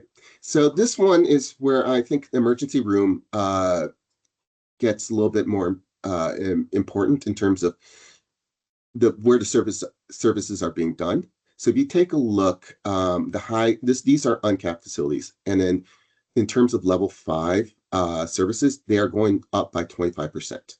And so this is a cost driver. If you're taking a look at emergency department usage, this is if you're wondering why emergency room services are going up, it's because there's a lot more high complexity. Reasons why, not sure, but it is some place where I think we worry about. I don't know if it's necessarily upcoding, but that is one thing that comes to mind in case you see this. It's like if you get more diagnosis codes, you can have potentially a more expensive diagnosis code or DRG, or not DRG, procedure code, and get paid more. And so we are seeing those emergency room visits at a higher complexity, higher cost. And so one area where we probably want to ask the plants, okay, it's like I think we looked at this for PEB, Sean. I don't know if you remember a few years ago, but like what are you doing to make sure that everything's being coded appropriately, and are they being paid at the right rates? We're seeing an increase here, and it makes us wonder if what's going on to drive that increase.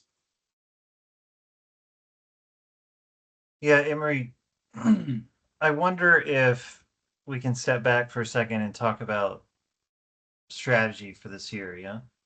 Okay. Like, have we already set our agenda? Can you remind me for the bulk of the year here on? We have plans, but those plans can change, subject change. Okay.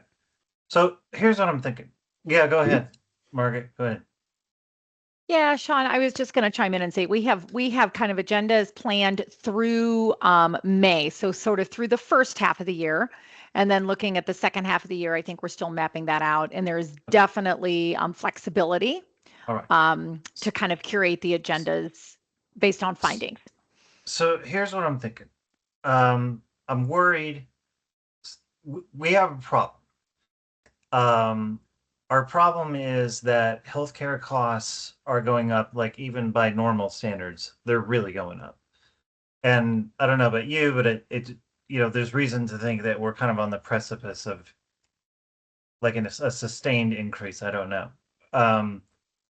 And we also have more information, both in Oregon and nationally, that people in the United States are sicker. They're getting sicker. They are sicker. on various metrics. Obesity is up, diabetes is up, pre-diabetes is up, physical activity is down, in whatever way you measure personal engagement with your own health, that's down. Like this is it's multi-year, it's kind of alarming. So preventive stuff is down, like there's, it's just kind of like flashing red across the board, right? And what we're talking about right here, which is valuable and powerful, but we're really looking at this is sick care, right? So it's like on some level, where we can contain costs, and we should. And also there's going to be more demand heading towards the system. So like on some level, uh, like even if it's a really efficient system, it's going to take a hit. And then we hear that we have, various other pressures in the system, such as uh, turnover, not turnover, it's just leaving the system as far as provider, etc. So what I'm concerned with is that what I want to avoid is the thing that it's a very tempting trap that sometimes that everyone gets stuck in, myself included, which is the whack-a-mole problem, right? It's like what's the main thing flashing red in our data at this point, and then you whack it with like a new intervention, and then the next year they adapt, and because on some level they're trying to make money. And so then they move over to the next thing, and you do the same analysis or a different analysis, and there's a new red thing, and you're like, you whack it, and so on. You just keep going. And I'm not trying to belittle, like, there's actually a place for that. Like we actually do need to do deep analysis on, like, if they're doing the upcoding again, like we got to whack that mole, right? But we also, I don't think, can lose sight of, like, if we haven't treated the underlying disease, we are just going to keep chasing after symptoms, right? And on some level, um, there is something about this system that is producing higher costs and sicker people. And we got to get on top of that, or at least try to get in front of it. And like, for example, the 200% hospital cap was a bit of a game, like that kind of reset some of the table, right? I mean, that was a big intervention and had some big results. And now we're talking about other things related to it, like how did it spread its influence and all this sort of thing. So I'm just trying to think about like big things like this to try to address some of the sort of systemic problems that we've got coming our way. Not to discourage us from like actually hitting those buttons as they come up, because we do need to do the site of care. We've gotten a lot of mileage out of that. Like we can't ignore site of care. But on some level, there's just sort of like some systemic things heading our way. So I guess that's what I'm just trying to get our arms around, is like those kind of tactical interventions that we can sort of implement maybe even within a year. And then also having kind of like the innovation side, like the broader view of like, how do we get this system like turned the whole ship, you know, in such a way. And so, and I know, previously we talked about some of those big idea intervention things, and it's like more, and you have it on the next slide. The more reference-based pricing is probably, I mean, we got some mileage out of that. So like you were about to say this on the next slide, so I'm sorry I'm jumping in front of you, but it's sort of like, yeah, like what's the next reference-based pricing, if that's it, right? And then we talked about some other states' interventions and stuff. So I just kind of want to be sure that that's part of our menu as we're going forward, and also this level of detail too, right? Which is, if they're upcoding us, we got to get on top of it as well, right? So I guess I'm just kind of opening it up for that. It's just, what do you think? Yeah, so Margaret, the second part of our leveraging is scheduled for March or Yes, the meeting, the next meeting. Yeah.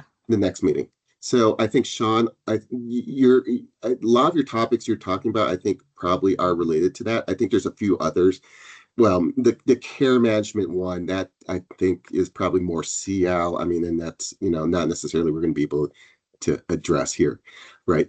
But I think So March, in terms of some of those discussions on what are ideas we can do to help and try to turn the ship around. I mean, healthcare is so big that we are working around the edges. Unfortunately, we're just trying to be efficient in the places that we can be efficient.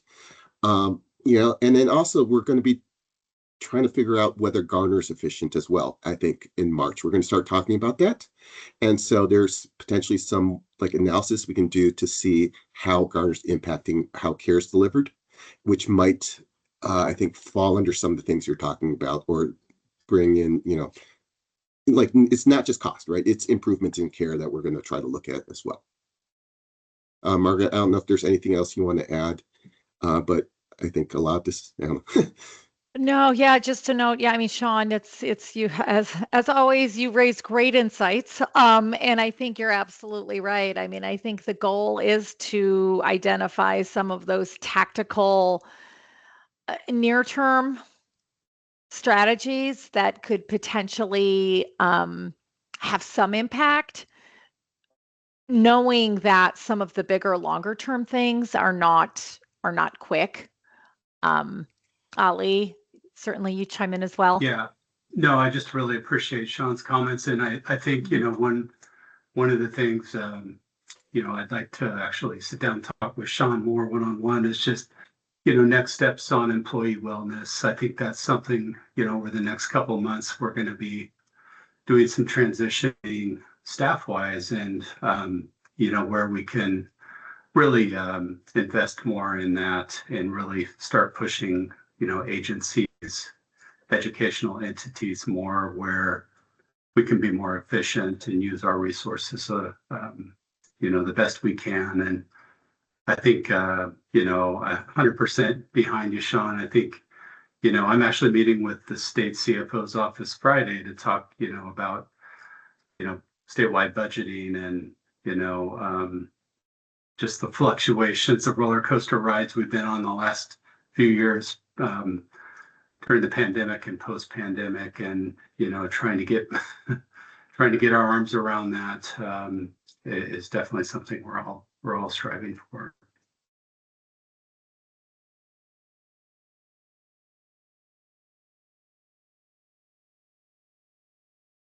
Thank you, Ollie. I guess I don't know.